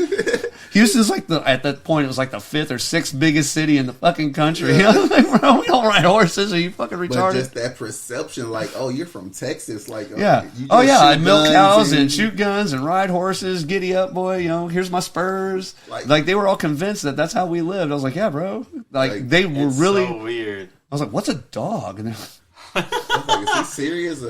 Yeah, I think he's serious, though. Oh, screw you guys. It's just our perception, like our perception of Hawaii and everything else. It's just my mom went to Hawaii. Hawaii is beautiful, bro. My mom said Hawaii is beautiful, but at the same time, it's trashy as fuck. Hawaii if you're not in the tourist areas. My mom was in the downtown, right there by the beach. But you go off anywhere, it's fucking disgusting. They got trash everywhere. The beaches are dirty because of tourists, trash from America. I mean, there's a lot of reasons, but no, just about anywhere you go to, almost everywhere you go is like fucking North Korea. They only want you to go to the parts where it looks all pretty. You go anywhere else, you're gonna get in some trouble. I know California is like one of the worst places to go to right now, but I still want to go because it's always been a dream of mine to go for for many reasons. But a buddy of mine, he used to do a lot of shopping in California for glass and whatnot, and his wife won't even let him go anymore because of how bad the area where they go shopping has gotten crime-wise and stuff. She's like, no, I don't even want you going. Because, you got to think out there, it's everybody versus... We have a cultural pot out here, but somehow Texans seem to avoid each other enough to get along. Cali is just clashes all day, just clashes of people. It's like old New York in California. It's old New York.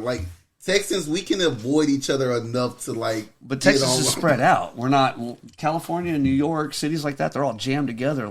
People per inch is a thing. You know, you got and then 500 people right here. No, and then that's one thing I like. I love. When I lived in Dallas, I know people give shit about Dallas. Oh, I hate Dallas. But Dallas is huge as shit, though. That's one thing I love about it, too, is that, if you want to go eat somewhere different, you can go to, if you live in Carrollton, you can go to, Garland, and it's, you got to drive on the freeway, go 20 minutes, and it's, a little drive, but not 20 minutes, 10 minutes, but it seems so far, but...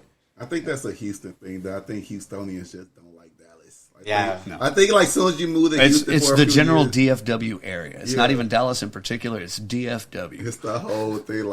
I'm just... Well, it's just to be honest... It's the football thing. The perception that most Houstonians, and me included, are under is that the DFW area is literally acres homes as it's a dirty Houston. It's just it is. Every time I've ever been there, it's exactly that. A different side of but not. Well, I mean, what side are we on? I mean, we're out there, we're looking for some smoke, we're trying to find something fun to do. I'm not going downtown and doing the tourist attraction. I wouldn't even go downtown. I'm not even I'm not a go see the Alamo kind of guy.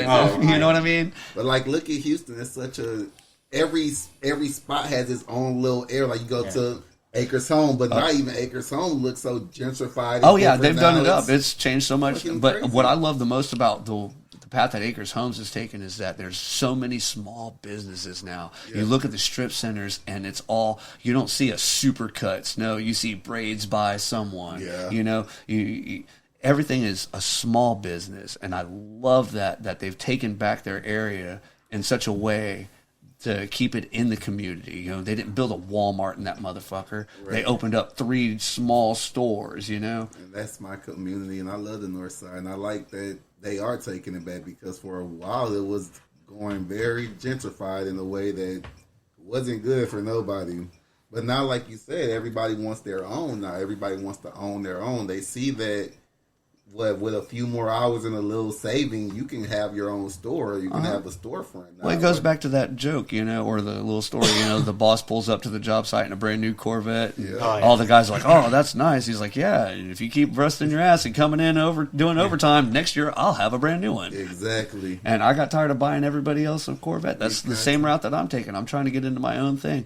I'd rather work for a small business like Planet Express than for a major corporation where I'm just selling my soul to these people. Yeah. At least I can see, especially with a company like Planet Express, I can see the growth that was happening within the business. Planet Express? Planet Express Smoke Shop. Great spot. If you're in Tomball, head out that way. They got everything from mild to wild, every budget and style. Yeah. There you go. Free commercial. Free commercial ad. And this commercial is brought to you by. At the same time, you see the quality of glass rose. You see the quality of products rose. Right. Along with the developed relationships between the community and that shop. Right. 90% of its business is repeat customers because they travel to that shop. We had people come from Surfside, all the way on the other side of Houston just to come to the shop to get the experience that it was, because they weren't just selling something; they provided you experience. There was education, there was knowledge that was behind each of it that you don't get at these little chain shops that are out there. I'm not going to drop any names because I don't want to give them any free business. But if you see more than 4 or 5 of these places, these chains that are everywhere. I think I know which one you're talking about too. There's a lot of big ones. There's quite a few. Well, some of them they actually do have some very rare. Have someone that's actually knowledgeable. Yeah, but that's on the overnight shift. That's usually the overnight 2 in the morning. But the worst part is that guy, he's going to be the most informative. He's going to help so many customers, and then they're going to promote him to management, and he'll never help another customer. He just be in the back locking the smartest door. Guy, and they got him in the back. Yeah. Man, I remember one time I went, and I was asking for the PS1, and I had messaged my wife, and I did leave it. I left it on the desk. It was all packed and ready. I was ready to bring it. I do that with my glass. I'll be going to somebody's place. I'm like, I'll bring this rig and my sesh. I have the torch. I've got the terps. I've got everything. Where's the rig? And I'll check my cameras because I've got cameras everywhere. I check. Oh, there it is. I can see it sitting on my desk. Yep. I know. I'm like, job, great. DP. I'm like, great. The one thing I wanted to bring to show you, you're going to bring. And that's how it be. You pack everything else. Be like, oh, forgot my keys. That's exactly how it be. But see, that's why I went ahead and I brought out the glass this time, so there wouldn't be any of that. Hey, well, that's for you. For me, it was different. So, are we dabbing Dab Professor? Are we going to get in on it? Are we going to get? Let's do some real dabs. We've been taking Puffco breaks every here and there, but let's talk some glass and hit some. Let's talk about the origin. You gave us a little sneak peek of your origin. I am a glass amateur, so Planet Express actually got me into glass. I was buying just your regular, Cheech and Chong pieces, your Phoenix glass, your Enzos. The stuff that you can find at pretty much any smoke shop, but the nicer stuff, the $150, $200 rigs, with lots of different perks, shower heads and seeds of life and all that kind of stuff. So a lot of nice function, but factory made. Well, when I first started going to Planet Express, they were part of another company, which we're not going to name as well, but that particular store was being run by a buddy of mine, and he was bringing in heady glass from different artists. So Imperial One was my first introduction into heady glass with their Sour Gang stuff, the sugared pieces, the worms, the Sour Patch Kids. Oh, yeah. It grabbed onto something in me because I already liked the whole sweet and sour thing. The commercials they were doing for Sour Patch Kids, that shit had me laugh. It's just a nostalgic. I'm not a big candy person, honestly. I don't eat a lot of candy, but of the candies, I have my favorites, and Sour Patch Kids were always one. Right. And the new commercial line that they were doing, where they would cut off your hair and then give you flowers. It was like the fucked up stuff that they would do. It really, it hit my funny bone because I'm kind of a dick like that. Yeah. So when I saw these Sour Gang pieces with all the candies and stuff, I immediately fell in love. So I got the Sour Gang bottle, and that's this one here. Okay. It actually shifts if you take it into UV light. The purple turns into blue. Which y'all be seeing the pictures on So Instagram. This was my first. It's just a bottle by Imperial One. It's got Sour Patch Kids on the inside. It's just got a regular little diffuser on the bottom, but it chugs. It was one of my favorites. So I got into heady glass by getting that one, and then I started meeting other glass artists in the local area, going to different events. There would be like a glass blower like T-Jams or King Leo out at a function doing a live glass blowing expo, letting you make your own dab tool or make like a little mushroom in a pendy type deal. And I started getting into the whole glass scene. You know, I was starting to appreciate how much goes into all this work, how many hours and hours of, practice that these guys really get into. So I started upping my game. I got with different artists like King Leo and T-Jams and got pieces like this, which is the rig in a box. The rig in a box. Now this is y'all see that picture on the Instagram too as well later. This is by King Leo and T-Jams, and it's a prototype. This is the number 0 for a type of rig that they were doing. Some of the other ones, it's shaped like a heart, the rig is, and has, blood drips and stuff. But this one's much larger and functions just a little different than the others, but I had to have it. So when I saw that, he had made it, I was like, how much? So we reached a number, and I added it to my collection. Then I started getting into headier glass, well, where you actually start getting into some of these like well-known glass artists like Bubbles the Butcher, and that's where this one came in, the bonsai. I love that one. It's the opal, the one pad bonsai tree in there. This piece really, it hit something, and I had to have it, so I got it along with a custom pendy that went along with it. Wax off. And in your son. This is literally the key to my collection right now. This is probably one of the most well-known artists that I have and the nicer of the rigs that I have. So let me ask you a question. As a amateur or just a regular new everyday guy coming into a shop, who should be a artist either I'm looking for, or what should I be looking for in acquiring a new piece? Well, the first question you ask is rather a loaded question, and I'm going to say that because the same reason when a person comes into a shop and they say, I'm looking for a disposable vape, what's good? Well, I don't know you. Right. I don't know what flavors you like. I don't know whether you like ice or mint. So to take it to the glass end of it, I don't know what kind of a smoker you are, or what type, how do you hit it? Are you a chugger? Are you a deep lunger where you hit it all in a rush? So you like a beaker bong, so you can fill it and kill it just, or are you a slow puller where you want something like a recycler with function where you're sitting there drawing on it? Right. But the one thing that you're always going to look for, if you're going to buy any kind of heady piece, they should let you draw on it. Right. See the function. Make sure, say this Billy's Theoretical Glass. Right. This one's a recycler. Okay, it's got the single uptake that comes around the side and the drains down in here. And when you hit it,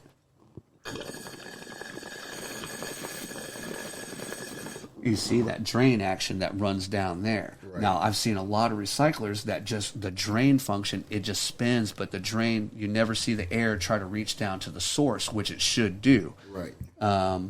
So you got to look at function. Does it function properly? Because just because they made this beautiful piece doesn't mean it's going to hit well. I've hit some glass that cost in the tens of thousands of dollars. That shit trips me out still to this day. That I was extremely expensive as ones. I was disappointed. We were just talking the about function that. on it was garbage. Right. Like I've hit $20 pieces that came from a gas station that had better function, and that's I hate to say that it really let me down. So what are some just say I'm looking at a wall of pieces, I'm there at the smoke shop. What are some things that you look for in a, not just a good piece, like what are some key details do you look for? The key details are going to be in the actual function. I've seen a lot of these manufactured pieces that have like several different diffusers or perks that don't actually function. They're just blown in, but if you look where the path of the smoke goes, it's actually blocked off, and the smoke comes around from another area and just bypasses that function altogether. So they include these perks and stuff for visual effect. Right.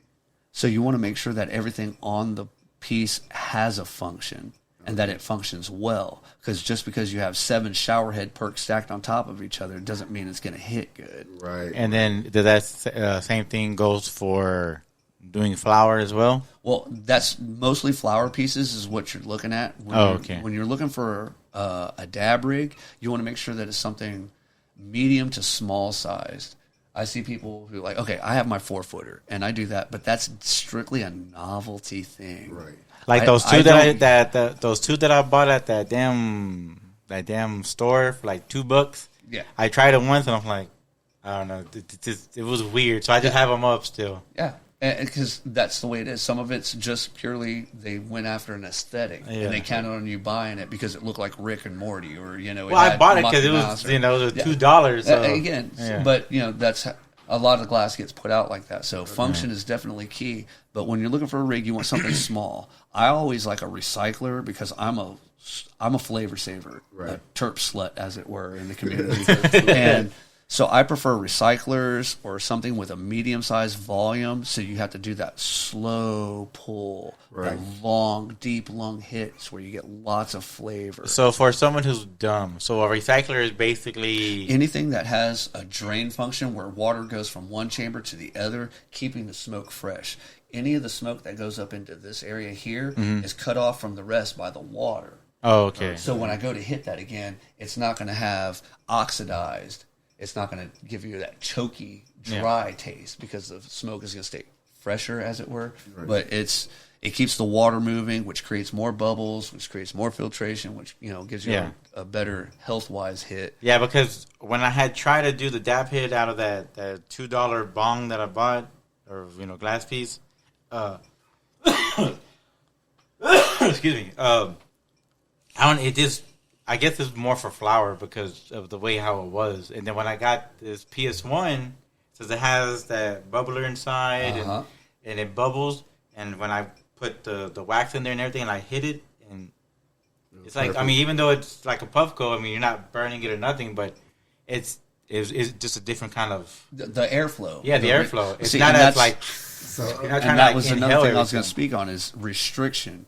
Whenever you go to hit a piece... make sure to put your finger over that mouth or that intake because whatever bowl, especially if you're smoking flower, you want to put your finger almost all the way over it. You want to barely let any air through when you're testing that function. Mm-hmm. Whereas a rig, you want to only cover like half of it because it's a much airier hit because it's a vapor. Right. Yeah. The difference between combustion and vaporization are two different things. You don't smoke dabs. Right. You dab, you vaporize dabs. You smoke flower. That's combustion. That's completely different. There's carcinogens involved and a lot of other health factors and stuff. And that's where, people get into, it's healthier. Right. So do you believe... No, you're good. Do you believe dab is a healthier alternative than flour since you brought it up? No. I'm going to say for a lot of reasons. One, it's still new, so we don't know long-term effects on the lungs and stuff. You're inhaling a vapor that's very heavy in oils. Right. And if you use a large piece, my 4-footer, I brought up the 4-foot rig that I use to take the Sunday dabs when I do the charcuterie boards and stuff like that. And you'll notice when I do a large 1.5 gram dab, there's stringers all down the neck where that vapor turned back into wax and is just dripping down. That's not reclaim. Right. That's the vapor. Because what happens to vapor when it cools back down? It turns back into a liquid. Yeah. Right? So it's the larger piece you have, the less vapor is actually going to reach you because the glass itself is colder than the vapor, and it's going to stick to it, and it's going to cling to it because it's a colder temperature. It's going to pull it. That makes sense. So you want a smaller rig so you get more of the vapor still in vapor. Okay. But then health-wise, that vapor is going in your lungs, and while it cools in your lungs, what you're exhaling is the excess vapor, but they're still leaving residual behind. My cough has gotten a lot worse since I've started dabbing, and I don't know if it's because of the dabs. Some people try to say BHO versus hash rosin, and I get that to a certain extent, but at the same time, a lot of those same chemicals that are present in the vaporization process are the ones we're not looking at that we don't know yet. Right. So that is strictly my opinion, not a fact, not based on research or anything like that. My opinion is that if it is better for you, it's fractionally better for you. Okay, that makes sense. Because combustion is always going to be tougher on your lungs than vaporization. Right. Yeah, because I know for a fact, because sometimes whenever I'm smoking like my pins or shit like that, after a while, man, you feel like it feels like oily. Your chest is hard, it's tight. Now, I believe that does come from like the cuts that they're using, the BHO that is processed with PHO, whatever solvent that they're using. I believe that is having that effect. That does cause the tightness. But then again, I mean, sometimes when I'm on a budget, I get the distill cart, so I'm always smoking distill, and I know distill's a bad thing, right. But it's hot dog water, huh? The hot dog water. Yeah, it's the hot dog water, but it was like the budget, at the time. Oh no, and people hate on mids, people hate on lows, people hate on carts. Everybody's always going to have a reason to hate on something, whether it's because they're bougie or because they're under a misconception about health concerns or cleanliness or quality of product. I've smoked brown ass shatter that got me way higher than any hash rosin I've ever smoked. That shit was maybe 22% THC, but whatever the terpene content and everything, it just slapped. So when people want to talk about quality, hash rosin's the best, man, I ain't trying to hear that. It's the cleanest. It's the cleanest, but it is not the best. It's still cut with something. I've got terps here on the table that will get us higher than some of the hash rosin that I have on the table. Yeah, because man, and it's BHO, right? So talk all that shit, but like it's get the same your thing. facts straight. Yeah, it's like the same thing with flour because I've gotten some flour that felt and broke apart dry, and you're like, but it's super like you look super green, but it feels super dry, and you're like, what the fuck? And you fucking smoke it, and you're fucking to the moon. You're like, the fuck? Well, see, and that's another misconception. Like, okay, here's one of the fun things that I had while working in the smoke shop. We sold Delta products. People would always come in, oh man, what's got the most THC in it? What's going to fuck me up?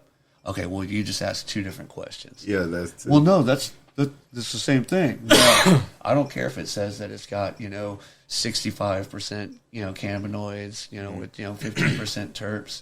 THC content is not an indicator of effect. Yeah. There's three of us at the table. We can all smoke the same blunt. You're going to take a nap. You're going to raid my fridge, and I'm going to go outside and mow the yard with a vacuum cleaner. Right.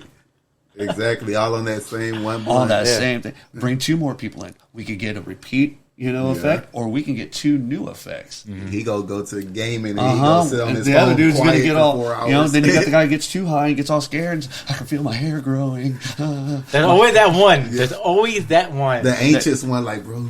Gets a little too high. I don't know about now, but I know back in the day, there was always that one. No, it's still that one. They're still there. They're still there. Oh yeah. Well, and those are the ones now that talk down on exotic weed. They the ones that like mid because and they'll be like, my plug's always got the best. But see, and I agree with them. Yeah. I agree with those people. Why? Because you found the flower, you found the strain that takes you exactly where you want to be. Exactly. Look, some people love Boone's Farm. Some people drink Fireball. Some people all around that Ciroc or the Hennessy. Some people drink Budweiser, bro. Right. Some people it don't matter what your flavor is.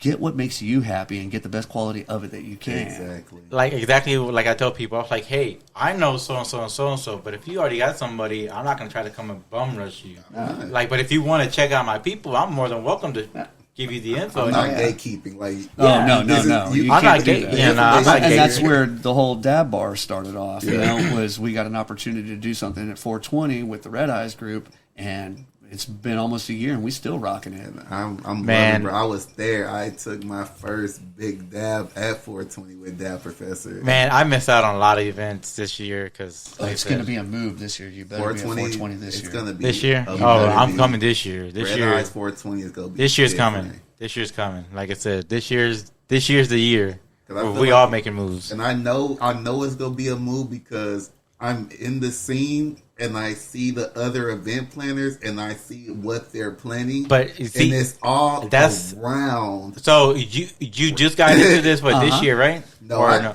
I've been knowing space. No, I mean like actually getting in. No, I've been like since knowing the first Red Eyes event. I've been talking to an OG there. Huh? He's one of the OGs. Yeah, I've been knowing space when he only did the cookies and when he was only Space City edibles. Yeah, I remember that one. Before Cannahub, before all of I this. I remember first meeting them right here at when they did that the one right here off of Belfort. I don't think I went to that one. It was a small one. It was at right here off of not here, off 45 in Belfort. I remember that's like a year ago now. Yeah, it was like I remember the line was long. That's whenever we still had Southside up and going and running. See, okay, that's when I first met them there, and it was some Mexican dude working with them too. I remember him. Priscilla. No, dude, it was a dude. Launchpad. Launchpad, yeah, Launchpad. Oh no, it was this other dude. It wasn't Launchpad. It was some other dude. It was probably long ago then. Yeah, it was I don't know. It was a long time ago. I remember when they was working with American Airlines, and that's when they first started before any of these events was out here like that. And then them three hooked up, and it took off ever since then. Man, I know. I've been Red Eyes really did set the bar for how Houston events are done, and that's not just because I'm with those guys. That's the reason. That's the reason. I go to other. Look, I don't say that because I'm partnered with them. I don't know what happened. Because I fuck with them. I say that because that's why. Look, I don't know. Look, I have been out of the whole mix for a while. There was a lot of stuff going, But anyways, so what I know, I remember going to the first event was the one right there by Dope House Records. Okay, I remember that one. The first big ass event. Yeah. It was who was it? It was everybody. It was I'm trying to remember who was there. God, what's her name? Angie and them. Oh, Houston Hemp Market. Yeah, it was them. Angela Z. Yeah, and then it was Fro Stick, and then it was No Neck. There was a whole bunch of us, of them there. And then I remember and then that's when that I guess that fight, not that fight, but that's when all that issue happened with what's the other name of the other? I forgot his name. Houston High. Yes. Troy. Yeah, I know. Like that, I backed away from. Yeah. I know. Yeah. We're not even going. Yeah, but like I said, I have no hate. No, I don't know. But I love everybody, but I don't know what happened, so I'm staying out of it. But I'm just saying that event that you brought up was another staple in Red Eyes. Yeah, that was another monumental boost because now even with the little competition they might have had, it was stumped out after that. Oh yeah, it was solidified that Red Eyes is the movement in the place to be because of not even just vendor wise, security wise, event place, the event planning is top notch. It's the Red Eyes Collective. The Red Eyes Collective.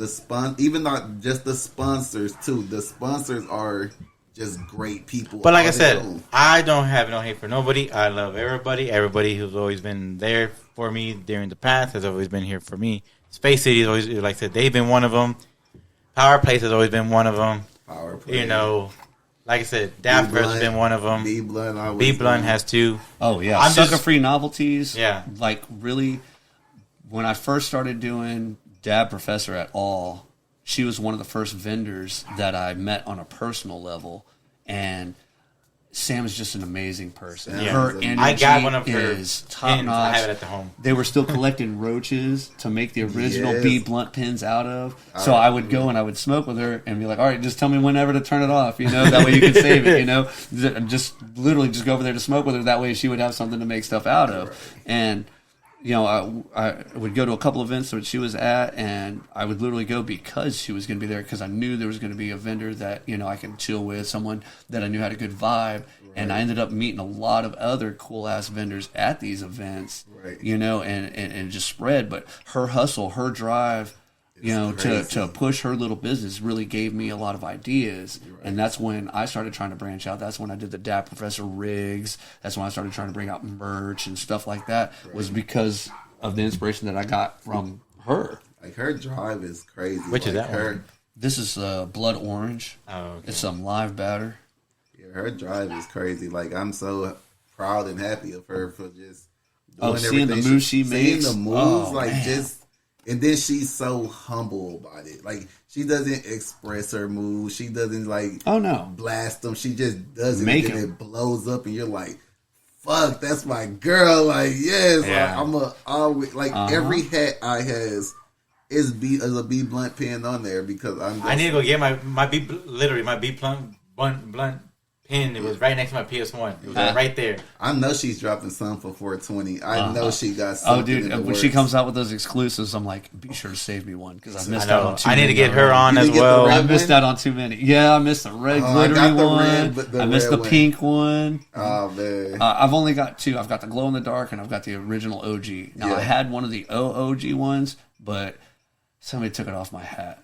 And, well, I ain't mad at him. Obviously, you liked it more than me, apparently. But I can't get another one like that, so I'm butthurt. She doesn't even make the OG. That's what I'm saying. I want her to just drop one batch of, like, the fat OG. Because I didn't know Sam. Like, I knew her. I would see her at the spots. I would just pass by, though. Like, I'd be like, hey, what's up? Let me see. And never just got the chance to buy anything because by the time I got to her table, I'm like, fuck, I only got like $5. Like, Space City took all my damn money. I know, for real. Like, when I want to go somebody else, I'm like, go somebody else. See, and this is why I went ahead and I got the credit card reader, takes the tap, takes the chip, you can slide it. Man, I think everybody needs to do that. But Apple Pay and check. Right. And I'm trying to figure out a way to take check. Right. But most vendors you now are seeing they're doing the cash out or they doing because they realize I take physical card as well, and that's what I'm seeing a few vendors starting to do, and I'm glad to see it because man, get that money every which way you can. Yeah, because at first, man, they were doing right. Then during that one little weird time, they all were only doing cash, and it's like, everybody got scared because the IRS started talking and I was like. And now everybody's like, who cares? Well, because they put it off for another year. They did? Yeah. I didn't know. I've been sending money. I've been sending money. I'm like, I don't know. Then do it now while you can. It's easier too because how many people walking around with $250 to $1,000 in their pocket in cash? Like, I don't want to go to an event with $1,000 in my pocket. But I'm gonna drop that kind of money. Yeah, I'm going out to have a $600 experience. I'm gonna come home with $400 worth of stuff and $200 worth of memories. Yeah, exactly. But I don't want that in cash. Like, no, hell no, man. The first thing you're gonna do. You go fuck it because you're sitting here like this, and having cash makes you want to spend more because you're like, well, not just that, it's like not just that, but and it's also making later in the parking lot. Right. Yeah, and it's also making other people go. But that's another thing that I've really got to say about this community. You don't hear a lot about that kind of stuff. And there's one thing I really especially love seeing, and I've seen it multiple times at a Red Eyes event. Someone hold up a bag. Hey, who dropped this? Yeah.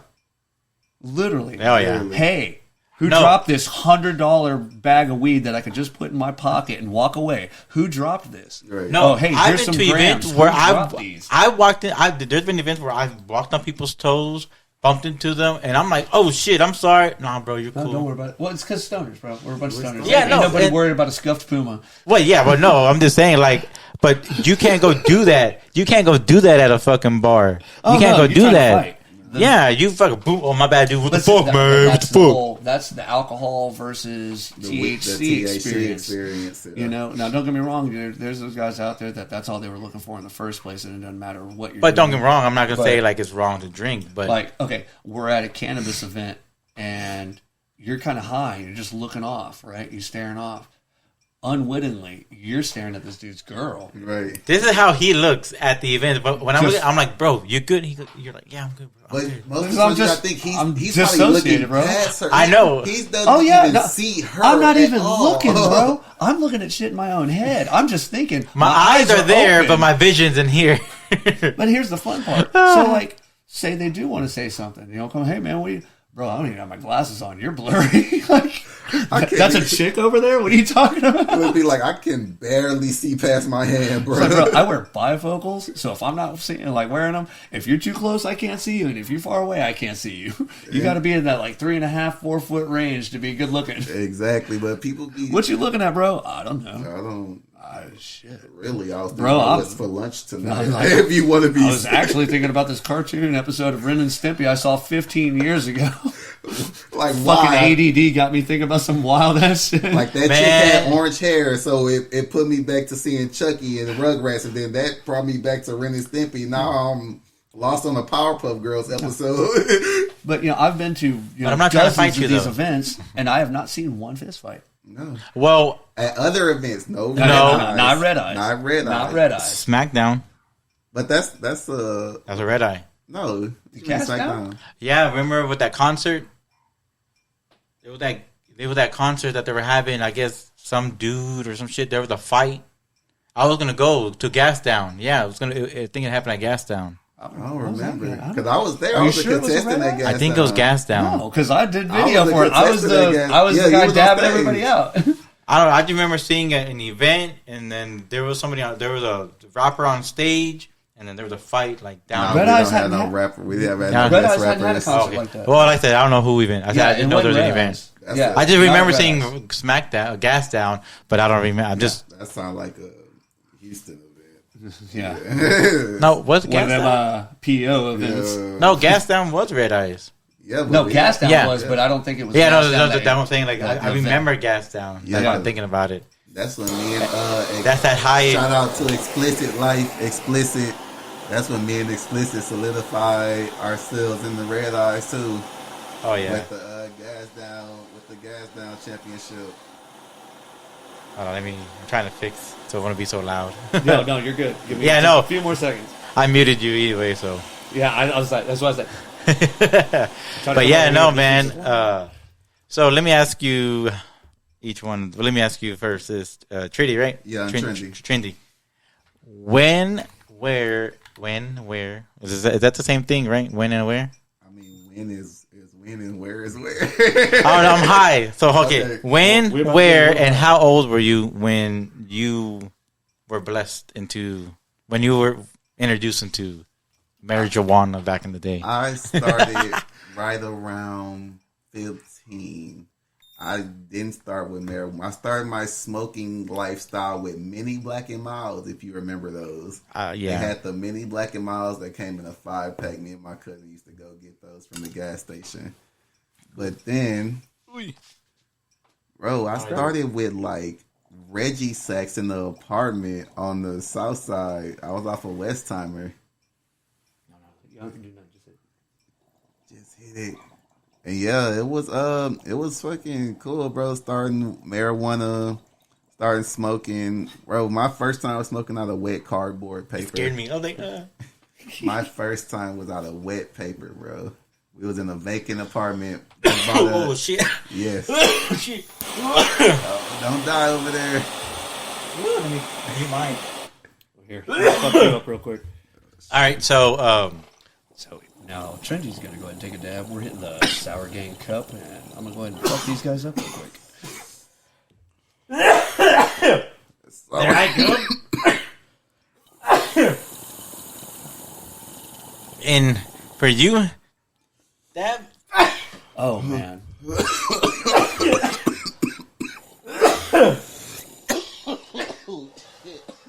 I muted our all right. Sorry to tell you this, Mom, but Sorry to tell you this one. I started smoking really back when I was probably about 13, 14.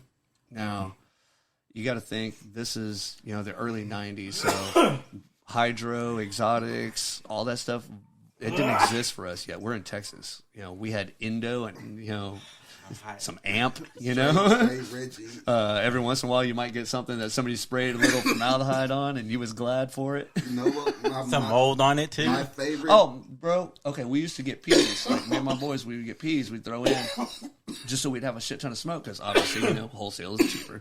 Yeah. And you'd open it up and there'd be a fucking rat pressed in the middle of it. Damn. All the wood would be bloody and nasty. You'd have to throw away a good ounce or two out of that fucking whole pea.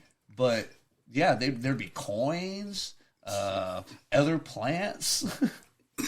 Just brick pack shit. Yeah. I remember those back in the day. But everything was all lows and mids. You know, if you happen to know somebody, you can probably get something from California or somebody's like personal home grow. Yeah. Like growing up, I had a neighbor that used their upstairs as a grow, and thankfully they were super cool about it, and they would always hook me up. Right. Sorry, Mom. Don't get mad. But they were straight, you know, the family had moved from, you know, they were just a bunch of old school hippies. They came from California. I know. My lungs like fighting back against my chest. Like, we need more space. Makes me feel like I didn't take a big enough dab. I'm gonna have to hit another one. I'm the only one not choking, and usually I'm the worst. And I'm hot. Yeah. But yeah, I started smoking when I was like 14, off and on. It wasn't until I was probably like 16, 17 that I started really like having product on me. Right. You know, like keeping a bag, you know, not just like, oh, we bought a bag and we went and got high. You know, we'd buy a nickel sack and it was gone before we got high. Man, remember a nickel sack? $5 all day. If you had a dub, you were the king of the block for a dub sack? Oh man, the first time I showed up with an ounce, everybody shit their pants. Like, when you know, I was the first one in my group to buy a pound. Yeah. And everybody was like, we're grabbing it and throwing it in the air like it was money. We was rich. No, when no something seeds and everything falling out. Well, do you remember Durban Gold? That was the first time I smoked some loud ass Reggie Pack. I don't remember nothing. It was a Hispanic guy, came from Cali, moved into our apartments. He was like, y'all smoke? We was like, yeah, you know, we just been smoking. It didn't even have names back then. Everything was just Reggie. Weed. It was just weed. It was just weed. Dude, weed. We didn't even call it Reggie because there wasn't nothing better. It wasn't. It was weed. It was weed and then chronic. That was it. Weed and chronic. Hydro. Oh yeah, it was weed and hydro. So you had that like, yeah, this brown weed, bag of just brown leaves. I said, bro, that's not weed. Like, we smoke. Like, we've been smoking for about a year now. I'm not that stupid. I'm in this game, bro. Like, I know that oregano. Yeah, I know that's oregano. He's like, nah, this that overseas. This from that Iran. It's that Durban Gold, bro. We bought it. He gave it to us like $20. About a nice fat ass 20 sack. Bro, we smoked that high as flying fucks, bro. And after that day, he ran out. We never was able to find it again. Like, Durban Gold would disappear from America after that. It was like a wave ended. No, you know what I want to try? That Afghan hash. The actual Afghan hash. Okay. I tried some hash strips from Pixie Stick. I had hash from Spain. Oh, yeah? Yeah. And a buddy of mine went over there. His family took him. And I want to try some he said he got about a fucking baseball size block of hash for a $20 bill. God. So he was smoking on. He said he threw away a good sized tennis ball. Like, there was no way he could smoke all this fucking hash. Right. We were just regular bud smokers, and this shit had him fucked up. So, you know, he smuggled some back in, you know, the under the inside the insole of his shoe, because, you know, again, 90s, there was no TSA, none of that shit had even happened yet, you know. So he brought some back in. Bombs back then, that's all they cared about. We loaded a whole bowl of hash into a bomb and hit it with a torch and just weed coma. My eyes were awake, but I had sleep paralysis. I was no. You turned your head, it was like the frames per second, it dropped, like my frame rate dropped. I'm looking, everything's like screen loading. I'm turning my head and I gotta wait a few seconds for the images to snap back into place. Like, I turned my head too quick. I'm like, oh my god, this is the best thing in the world. This is the best. No, I remember I had went to Mexico and I had brought I had rolled me up 2 cigar weeds. Remember cigar weeds back in the day? Yeah. Half weed, half cigarettes. Mm-hmm. Well, I took 2 of those with me when I went to Mexico. This was like when I was already like 18. I was already driving. So I had my cousin with me. We're right there. And I lit a cigarette. I started smoking it. It was a cigar weed. And my cousin was like, hey, güero. You know, he told me in Spanish. It smells like mota. And I'm like, oh, it's because I'm smoking a cigar weed. He's like, what's that? I go, it's cigarette from the back, weed in the front. Right. He's like, oh, let me try. I go, all right. This dude just went, he just took like a nice little like cigarette hit. Yeah, back to me, man. Within like 5 minutes, he was like, "I don't know where I am. Where am I going?" He was all like trying to hold on to the truck and shit. That shit was horrible. Oh man, we really gonna die. As long as you die, don't have no regrets. Can't get high if you don't die. Right. My only regret right now would be not just traveling more, bro. Like I want to be like these new gen people living in their vans and shit. Just uproot their whole family and go live in an RV. I would love to, travel. but I have 5 kids. Bro, I got 3. Like, bro, it's but you see it. They be having 3 to 7 kids. They get like a 6-bedroom RV or some crazy ass. Well, shit. not just that, but you know what? We just got our first house, so. But I'm just saying, like, it's the world is. Remember, that used to be the American dream, bro. Getting a house, being stable, job. But now with the American dream, it's like freedom. It's just like pure, to me, having a house is freedom. It's not that. I see where you're coming from with that thought, but the American dream was an idea that was sold to the American people. Okay, right. Oh yeah, owning your own house, owning a house, Right. is a sucker's bet. You pay for everything. You got to pay the property taxes. You got to pay for the upkeep. You got to pay for all that. When you look at how much you put into a house, if you can negotiate a good lease agreement, you're only paying, maybe 5%, 10% over your maintenance and upkeep costs that your landlord's because paying. I remember your landlord's not making a shit ton of money off of you. Landlords are supposed to make money off of owning multiple properties.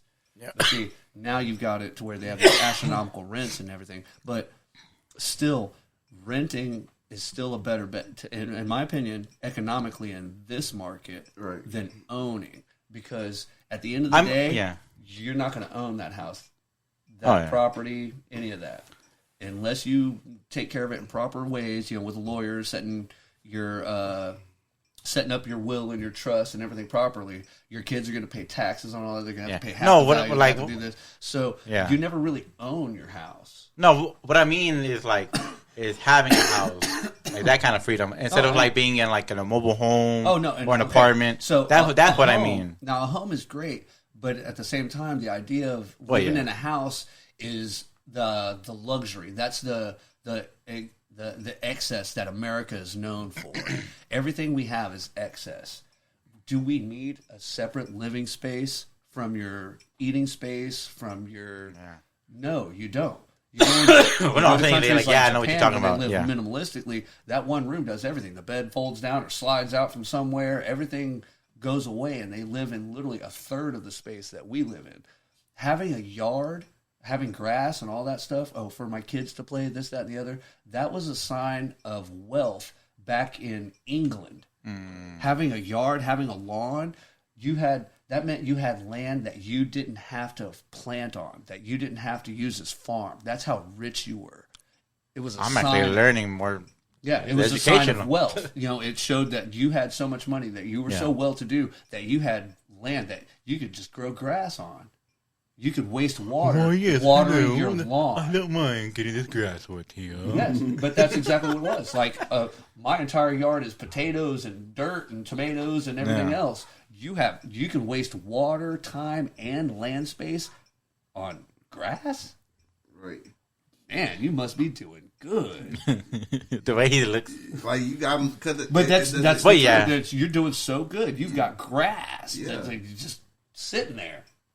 Yeah. Wow, that must be nice. Like, so now that whole idea carried over, and everybody wants these acre lots where they've got hundreds of yards of grass and stuff. Man, I'm good with my little house that I have. I might have a 2-story house, but I like my little house. So I want to be able to travel. Like, don't get me wrong. I don't want my kids to be able to grow up and feel like this is it. Oh, don't get me wrong. So cultured, like I see some of these kids now so cultured and traveled, and they're teenagers. Like, oh, he knows 7 languages, and he's been to Spain and here and here. Like, damn, at 15, like your outlook on the world is so.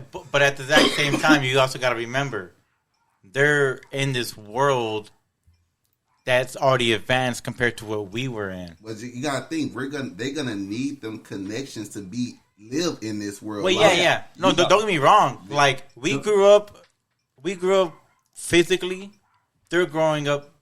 I don't know. They growing up virtually. Yeah, virtually. Virtually. So everything is so there for them. So easy, like you said, learning 15 languages.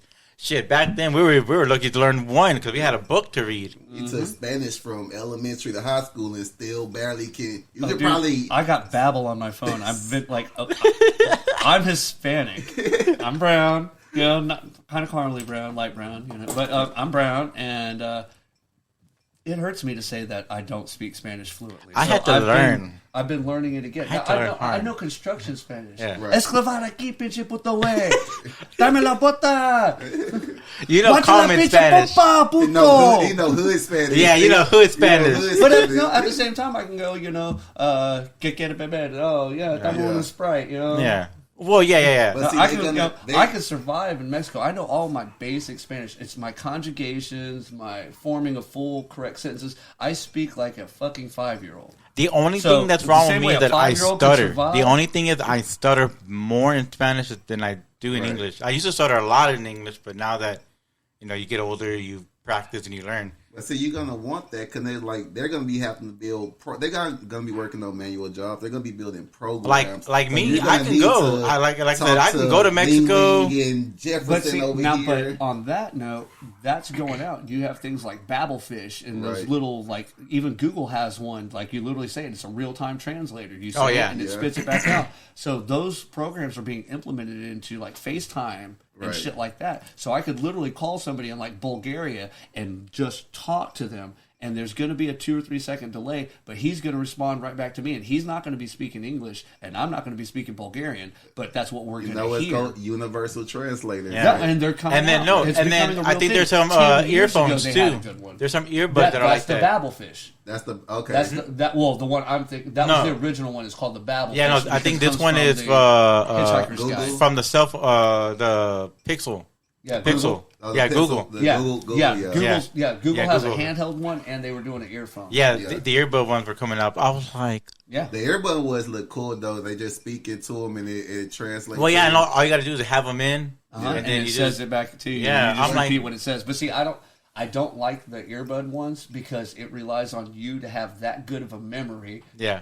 And inflections and all that. I just think, like I said, I think it's cool. Like I said, I think it's cool. Yeah. I think the earbud one would be a great assistant tool, like for kids to wear in Spanish class. Right. Oh yeah, not in real world applications. In real world, yeah. I think it'd be a great learning tool. And then I think they need to change the Spanish talking in schools because they're teaching the kids like proper Spanish. Yeah. Oh no, trust me, I learned Spanish in private school, a Catholic private school, from an extremely Caucasian man. I was in high school taking Spanish from Cállense todos. No, my teacher was a short little Asian lady teaching us Spanish. Oh, that's even better. Yeah, that's bad. That one was. I had one. But at least she had a grasp on accents. That shit was hilarious. And then, like, me and my friends, we were like, no, that's not it. That's not the word. It's this. And she's like, no. We're like, yes. They're like, no. We're like going back and forth. Of the two of us, I'm closer to the language than you are, so we're going to go with what I think. I know. They also don't understand cultural accents, too. So my cultural accent is going to have a twang to it, even though I'm saying it your way. Oh, just being Texan, you got your y'alls. We got your my tongue. I never ever knew What's that one TikTok where they have the dudes try to say the Detroit guys? They try to make them say like the same thing as like. Oh yeah, I can't remember the word. No, my favorite one is the one for Boston Aaron, people. Iron, his iron, and then and it says in Boston say this, and it shows khakis. Yeah. Khakis. Khaki. We don't say that extra H and say khaki. But yeah, no, man. Like I forgot. Don't you know? Don't you know that? Eh? But no, I remember. When I used to hot shot? I forgot where I was, and they were like, "Hey, where y'all from?" And we're like, Texas, and they're like, "Oh yeah, that accent." I'm like, What accent? I have an accent. I have an accent. I have an accent. I'm like, "Jeez, I thought I sounded like you. I know." I was like, "I thought See, that's when you get like super professor. Yes, I speak English, sir. No, I did. I went. I do not know what you mean. I was like, "I have an accent." I said, "Well, in that case, where do I go?" I'll be like, hola. Que Mi donde amiga? está? Mi amiga? But yeah, Mi amiga, Allah. Mi amiga. Show me. Baño, mi amiga. no, I had to learn. When my dad left me there in Mexico, I knew no Spanish, and my aunt knew no English. Oh, that's fine. All I knew was baño because I knew nothing. To get Yeah, out the especially classroom. like pre-internet and stuff like Yeah, that. it was So there's pre like that. no It was help. when Mexico was Mexico. Yeah, that's what I'm No saying. Google Pre-internet. Maps. No Yeah. Google Maps, no nothing. Ain't none of that. Like I can't like type it in and she tells me. I can't go to like, the what- computer and I can't sign You on know, to AOL yet. You know, we can't even. Look, you trust- just rolling up the payphones. You are here. This back when I people need to actually get had like here. the books, no, translation books. I remember back in Mexico when they had the payphones where you had to buy a phone Yeah, card the phone my cards. phone to card. put it in the there. rapid cards. Yeah, and, they had to sit there and talk. red and- dots. All my them. God. You'd see them all outside. Every convenience store you go to, them fucking damn cards are every fucking Life where. is- yeah, they're all over the So much. floor because everybody had already used them all. Uh-huh. Like, God. There'd be all that. There'd be the one motherfucker picking them up, trying all of them though. Life has changed so much. Shit, that's why I tell my kids, No, man. dude, okay, when I was growing up, cell phones were for rich people. They were either in a briefcase or mounted in a car. Everybody had pagers. We all had beepers. We had one in my dad's truck. It was because my dad used to work for Salvador. He had a company Yeah, truck. see, No. He used to work for them, but he got retired. But he knew like places where he can go buy phones, so he was able to wire it up into his truck. So we have them because of that. Yeah. That was the only reason. But people were like, That was rich people shit. Yeah, like, it was you rich got a- people you shit. got a So phone in people- your car? Like, Yeah. yeah, no, because They would be in like limousines and shit like that. If you rented like a real nice Oh, yeah. town car, With the it might have one in bottles. the it. big old cord, Uh-huh. and at the back, big old thing. It was literally like half a cinder block. yeah, but no, yeah, you had to get the phone and turn it to the back to dial the number just to use the phone like this. Yeah, on the front because the buttons were all. Or you had pagers, and your pager just told you where you were supposed to be. Like, okay, I'm supposed to be at the park. Something going on. Well, see, we all learned those codes. You know what I mean? Zero, Oh, zero, yeah, seven, the beepers. fucking You know, 0, 0. You see 90 space 2 space and then a certain number that was the indicator. And, Yeah. and everybody had like their code words too. That was Because your like code words to where to go. Like, because you gotta use go the home. alphanumeric and shit. Turn it upside down and it tells you to go to hell. then cell phones dropped, and it was a wave. Bro. I remember when Cricket first popped. Oh, well, see, Remember when like, okay, Cricket first popped So up? cell phones, like even the evolution of cell phones, people don't get it. Like when you talk to kids nowadays, you tell them, yeah, cell phones came out when I was, and they think it's these smartphones with cameras and all that. No, it was literally a phone without a cord. It was still big, it was still heavy, and all Yeah, it did but- was call telephone numbers. Look, two, It two, didn't two, do two. anything. It called telephone numbers. Texting back then. Then you would- texting came up, and you had the Texting back then alphanumeric was- text. Yeah, No, it wasn't that. It 222 was- 444 33 22 33 that was- Fuck, I missed the 42, letter. and then you got to go back. Oh, I fucked it up. No, and then being high back in the day and doing that shit. Oh no! See, I was a pro, bro. Like, No, okay, it has that raised button in the middle. The fucking 5 always Yeah. had that knot on it. Knot on So it. I used to wait tables. I'd have my phone in my apron. I'd be sitting there talking to somebody, just Then rattling away. Don't even got to look at that shit, bro. Then they let you put the preset words on their hoe. Uh-huh. The 10, That shit you had made like it 10 easy. spots for preset Oh, and words. as it evolved, then you had like these little they started putting games on the No, phones. the emojis first. No, You no, had to put the smiley face and the no, sticky that was color. later. First, you had things like Snake. They started making I bigger remember screens. Snake. And Oh, this yeah. still didn't have cameras, but it had like a bigger screen, and they have like a calendar. They made them like Them PDAs. old Nokias. You could keep That's when BlackBerry contacts. You could started keep Them popping old up. Nokias. and then Blackberry. BlackBerry came and they got real big. BlackBerry was mostly a was business that was tool, and professional. then I loved BlackBerry because I never got to get one. Bro, Blackberry. Oh man, I always loved it. wanted It was one. Great. Then if you got the stylus, Yeah, with the it, too, styluses you came out with it. Be in So class that- like. And they were the first with the touch screens. BlackBerry was Let me the take first out my touch screen. stylus. So, BlackBerry really did innovate cell phones in a lot of ways. So, like, texting came out, then, like, added features like calendars and appointments and reminders and all that. Calculator. They added all these functions to it. Yeah.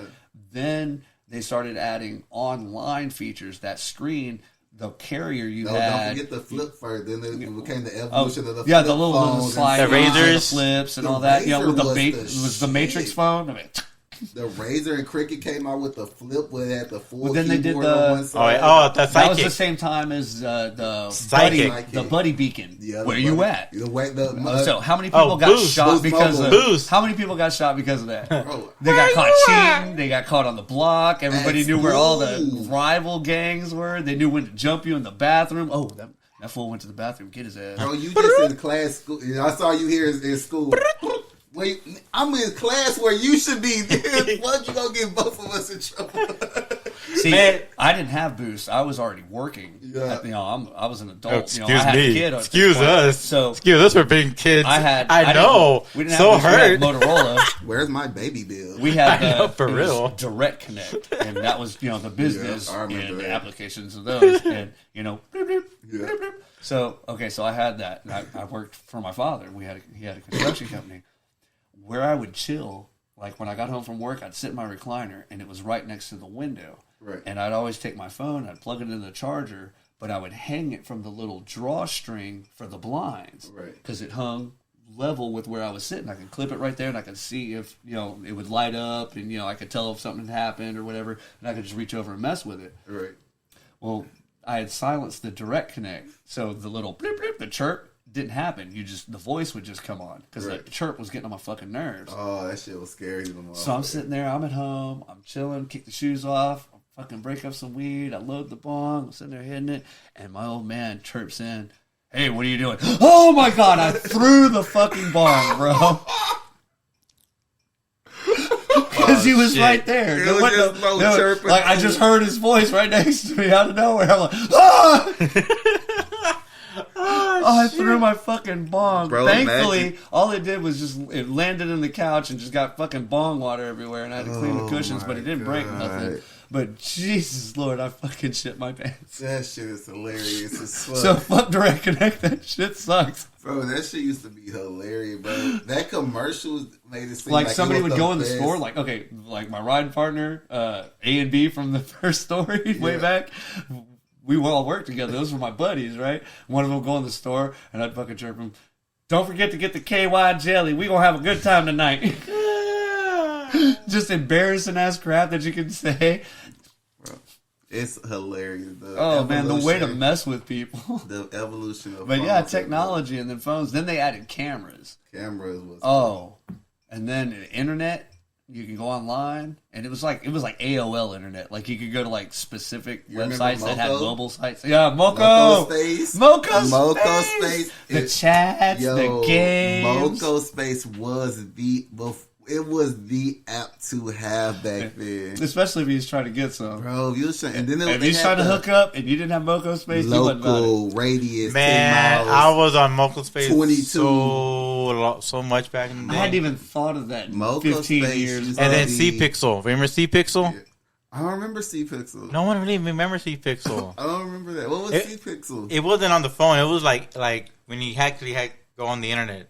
Oh no! When I Yeah. actually went on the internet, bro, I ain't gonna lie, it was the backdoor. Remember, not backdoor. Hanged up. No, backdoor or the Backpage? Back pages. Oh, No, I remember. pages. I remember. No, what- when I got online, it was to look at extremely messed up stuff. Like we would go to Dysfunction Junction. No, not even porn. Like beheadings, violence. Okay, I grew up watching the movies Faces of Death. Oh, I remember that They one. would do the private screenings at certain theaters. I remember here those. and there, and so I watched Faces of Death, Traces of Death. There's like all these different offshoots, but there's literally like dozens of these like graphically violent. And I know it's kind of messed up, but that's what I was like the into. dark shit. Yeah, I always like that. I've always been dark. I like dark humor. I don't Right. know. That's the dark side of DP. But we always like to watch the messed up stuff. So Banged Up, Dysfunction Junction. Right. What was it? Oh man, I can't think of Fucked. Fucked was a good one. You remember But like this, they'd have shit like Drive By Cummings. Okay, no, it doesn't even have anything to do with a car, which is like the messed up part. This It's conversation just took a For low. real, this podcast. There's a bus this stop. podcast went from fucking talking about weed and backstories and a little bit of Like, you brought up politics Backpage, too. bro. Backpage To took me some fucking- Backpage was everything, though. You brought up drive-by coming. Backpage was like finding girls to hook up with. It was No, like you where can- you would go to like find a lawnmower or to get your salad tossed. This shit is like fresh and fit after dark over here. This shit went like X-rated real quick. Drive-by coming. Like, yeah. No, you want to hear about this. You mental do. picture when you said that. I'm over here no, trying wait to till you text my hear what lawn it guy about actually something. I is. just hear drive-by Cummings, and I'm like, what? So there's a guy. There's a Drive-by bus stop. Cummings. There'll be like two females. They're like hanging out with each other. You know, they're talking, they're giggling, looking at something on their phone or whatever. And this dude's standing off to the side, and he's got a newspaper. Well, one of the arms is fake. That's holding the newspaper up and open. Yeah. And behind it, he's beaten off. And when he's ready, he takes the newspaper down and he runs up at him and just skeets all over him. You know, he's got some range and he's just hitting him. And then he runs off.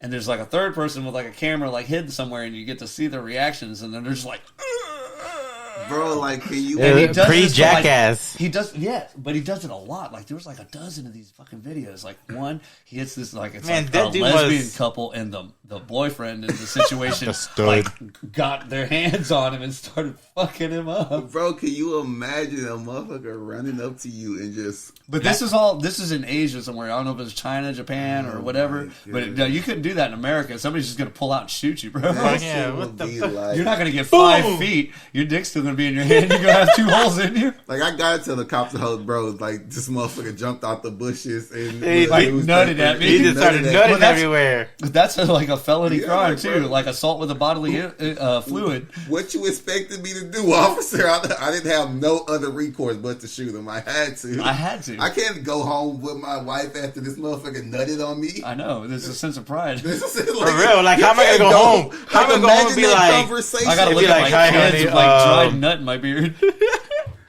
What's what's that? wrong? It's just some hair gel. Something about me. You get home So to they the have to know kids. Mary? Dad, what's wrong with you and mom? We don't want to talk about I don't it. want to talk about it right now. So. Your dad did protect us. Oh my. Oh my. You're not hurt though. He didn't protect me in other ways. And these are the things we used to look on at the internet. Oh, That Yes. and was it like World of Warcraft, EverQuest? you was a big remember one? Pico? Pico? The game Pico with P-I-C-O? Yeah, Pico. Pico was the underground. You don't remember Pico? I'm trying to remember. It was he had the orange hair and the green shirt. And he used to go around shooting people in the game and all type It was of like shit. pre-Grand Theft Auto, kind of like it was literally just violence for no reason. It was like scroll along violence pre Grand Theft Auto, Man. just straight I gotta look it violence. up. Man, what was the website it used to be on? Like Oh, dude. anime, not anime, like Play Underground or some shit like One that. of those. There Bro, were so many it at was so one point. many I can't even. Underground gaming sites, bro. It was one where you it had the girls on there, like the anime girls, and you play the game and unblock Yeah. the circle. And they You could, dude. Those are available on Nintendo Switch, For the real? online store. Those kind of no. games, the card games where you get the girls out like first they're clothed, then they're in bikinis, then they're in underwear. Yeah, then they- I was You like, talking about this one? what? yes, Pico. Pico. Pico. It was does the- look kind of familiar, but I kind of don't Bro, know. you will remember Pico if you played it. Pico was Probably. like No. we used to have to break into the school, like break past the school little. Oh, we were all function. about. We were playing Quake. We networked all the computers together in the library, and we'd play Quake. And you'd hear that door open, and we'd all fucking hit that boss button, F10. Bro, you remember like Pop how back up to crazy DOS. We were coding back then and didn't even know it. We thought we were just trying to get to some video games. We were actually breaking into school websites and coding. Oh, see, the full on internet didn't exist until I really got out of high school. Like you had like your basic AOL and certain sites that you can go to, but it wasn't like prolific like it is now. There Right. wasn't- Yeah, 'cause I there was remember no still- streaming sites and all that other stuff. Hell no, I It was remember still you- kind of dark you could- webbish. You could even go to like Yahoo. It would block you. Yeah. It was just like weird shit. Everything was still dial up, you know. Slow modem. I'm telling you. Bro, you remember that's when right after we were talking about technology, the camera, that's when Vine dropped. Remember when Vine? Vines were great. Vines were So, amazing. If they brought back like Vine, but extended the length of time for the videos, Yeah. we would have our new TikTok for I America. think that's what they're planning though. I hope so because, like, honestly, I TikTok's bad. We can, but that's all TikTok is in 60 seconds. They can easily, any American can program that app in under a day's worth of time and put it out there, and it's free. He's not making no money off the app. So, like, we really do need something like that, though. We need to get back in control. There you go. Thank you. But we really don't. I mean, like half of this table is probably Asian development. But no, but it's not that. Technology wise. Well, yeah. It's just like American-made products have such a bad reputation sometimes. And that's America's fault. That's America's fault. America wanted everything to be American-made, wanted this, wanted that. But when you try to bring all that stuff over here, all those materials that we source from every other country, microchips or whatever it is, we have to import that because while we do have a lot of natural resources, we don't have a lot of that type of stuff. We don't have the infrastructure. We don't have microchip manufacturing and all that kind of stuff like Samsung is bringing over here, you know? So that's why everything made in America costs so damn much because they have to buy the parts from somewhere else, ship them here, and then build them. And that costs so goddamn much because of all the tariffs and taxes. And, dude, working in retail taught me one thing, that the government is greedy. Oh, yeah. The tax you pay on an item when you're walking out the door with it is the 5th tax that item has had attached to it since it got here. Exactly. Just to get here, just to come from overseas to here, to your pocket, to your home, it's going to get taxed 5 times. That's like... And where does all that money go? Obviously not into the roads and stuff. Exactly, because they've been fixing 45 for like the last 45 years. And shit. But my dad was here. They've been fixing that. My dad came here to Houston. But they have done I will say, like, the north side of 45 is dramatically different. Like, going all through the woodlands. Oh, yeah. I don't know. You might remember when Goodyear was right there in the middle of 45. Yeah. 45 used to be split. It was on 2 sides, and there was, like, literally like a 50. It was easily 50 yards from one side to the other, the grass, in between northbound and southbound. And Goodyear had their plant there, or their takeoff spot, the hangar for the Goodyear blimp used to be in the middle of 45. Okay. So if remember you're going that. up 45, you could see into the hangar. If you were driving down 45, you saw the closed end. Right. I don't remember. Yeah. Goodyear used to be in the middle of fucking because it was just road. It wasn't highway. Yeah. They were roads. Now it's freeway all the way out. Yeah. It didn't used to be like that. Hell, when you got right there to like 242 area, it used to bottleneck, and that was like the most dangerous part of 45. I saw a wreck there where a guy ate his steering wheel, tore his jaw off. As I drove by, I literally saw his tongue sticking out of his neck, just wiggling. It was the most horrendous thing I've ever seen live. Like, I've never seen an injury like that so psyche damaging. Like, I can still see it. You know what I mean? Like, clear as day. That memory has not faded. And I was only like 19. Good Lord, man. Yeah, I wouldn't make a good soldier or a doctor. I don't like the insides of people like that. First of all, I'm not dying for nobody. I can't be no soldier, bro. If I get captured, I'm giving up all the details. It's like the full picture right there. Look, the tall guy with the mustache. That's the boss. That's the sergeant, lieutenant. These dudes are gonna be like that dude off of Transformers. I didn't do it. They did it. He came to my house. They put it in. I told them no. I don't know nothing else, sir. I told you everything to where my mama lives. What else do you need to know? I'm more like fucking his partner in Ant-Man. Yeah. You know, the one who tells you the long-ass stories that don't make no goddamn sense? Yeah, that's me too. And that's what they would shoot me just because they were tired of listening to like, you know what? Because, like, look, I'm going to give you information, but you're going to have to work for it. Like, you literally going to have to take snippets out of what I say because I'm a usual suspect to you, but in the way that oh boy does it. You're going to be like, I'll be looking around the room, taking words off of the walls and shit, telling you stuff, but it's going to be a story about my cousin's aunt's friend who, you know, this one time, this dog that he knew. I'm in UnTrenDy, and then we had a podcast, and then something else, but yeah, otherwise, the day before that, I knew him, and we met with Blue Blunt, and then we were like, what the fuck? What were we talking about again? You want to know what? Oh, where UnTrenDy stays? To tell you that story, we gotta go back because he stays in the missile place right now. And he's not in that missile place no more. And then the Russians gonna come out of them. Shoot them. We're not gonna get nothing. No, shoot him. Just did me a favor. Not on the list of y'all's crap anymore. Shit. Bro, I'm gonna be like, I couldn't be no POW or none of that other crazy ass shit. Oh no, I'm not the endurer of pain. Yeah, you know, I'm gonna sell you out real quick. You gonna put me in the jail? Oh, fuck. It's like people say, "Oh man, you a bitch." No, I'm not. Like, Do you get off to have your fingernails ripped out? Because that's what real torture is. You like torture? Maybe you could take a punch or two, but come on, tough guy. That's my limit. Like I got a gut punch and a face punch. All right, bro. Look, I'm gonna tell you what's You're serious. So I'm gonna talk. You're serious. You hit me twice, bitch. You're like, man, you really mad? And Why while you? I was handcuffed, they be getting beat like this and handcuffs. Like, all right, bro. Like, you can't just jog me in the face twice. Like, what you want to do, dude? This is over. This motherfucker had a bag on my head for 8 hours and shit. Nah. Shit, I was probably talking with my bag on my head. Like, bro, hey, the FBI is listening.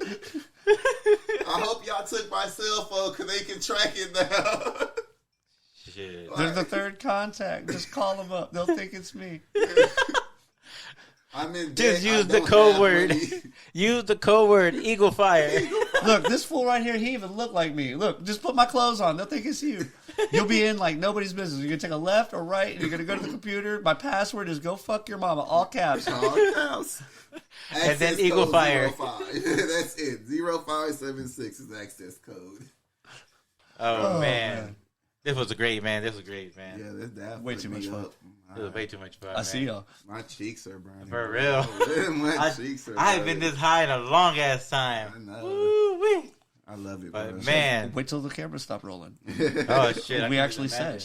Ain't no cameras man. rolling. But shit. Back to the audio stop rolling. That's Yeah. what I'm saying. Well, We'll have to record. we're going to go. We're going to call it, guys. All right. All right. Well, Trini, you want to drop, want to give them out, or you want to give out a shout out about what's coming on and what you have?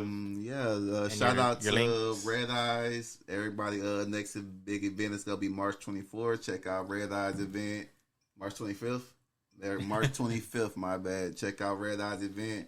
Follow me on Instagram and YouTube, UnTrendy_555. YouTube, the UnTrenDy Files. We're constantly doing podcasts, reviewing. If you have any of your own personal strands of flower you want me to review, hit me up, check me out, and yeah, that's me, UnTrendy. And you big DP? Oh, we always going to tell everybody, we got to stay positive, motivated, and medicated. Life gives us all kinds of lemons, but we make lemonade. Can't let shit get you down.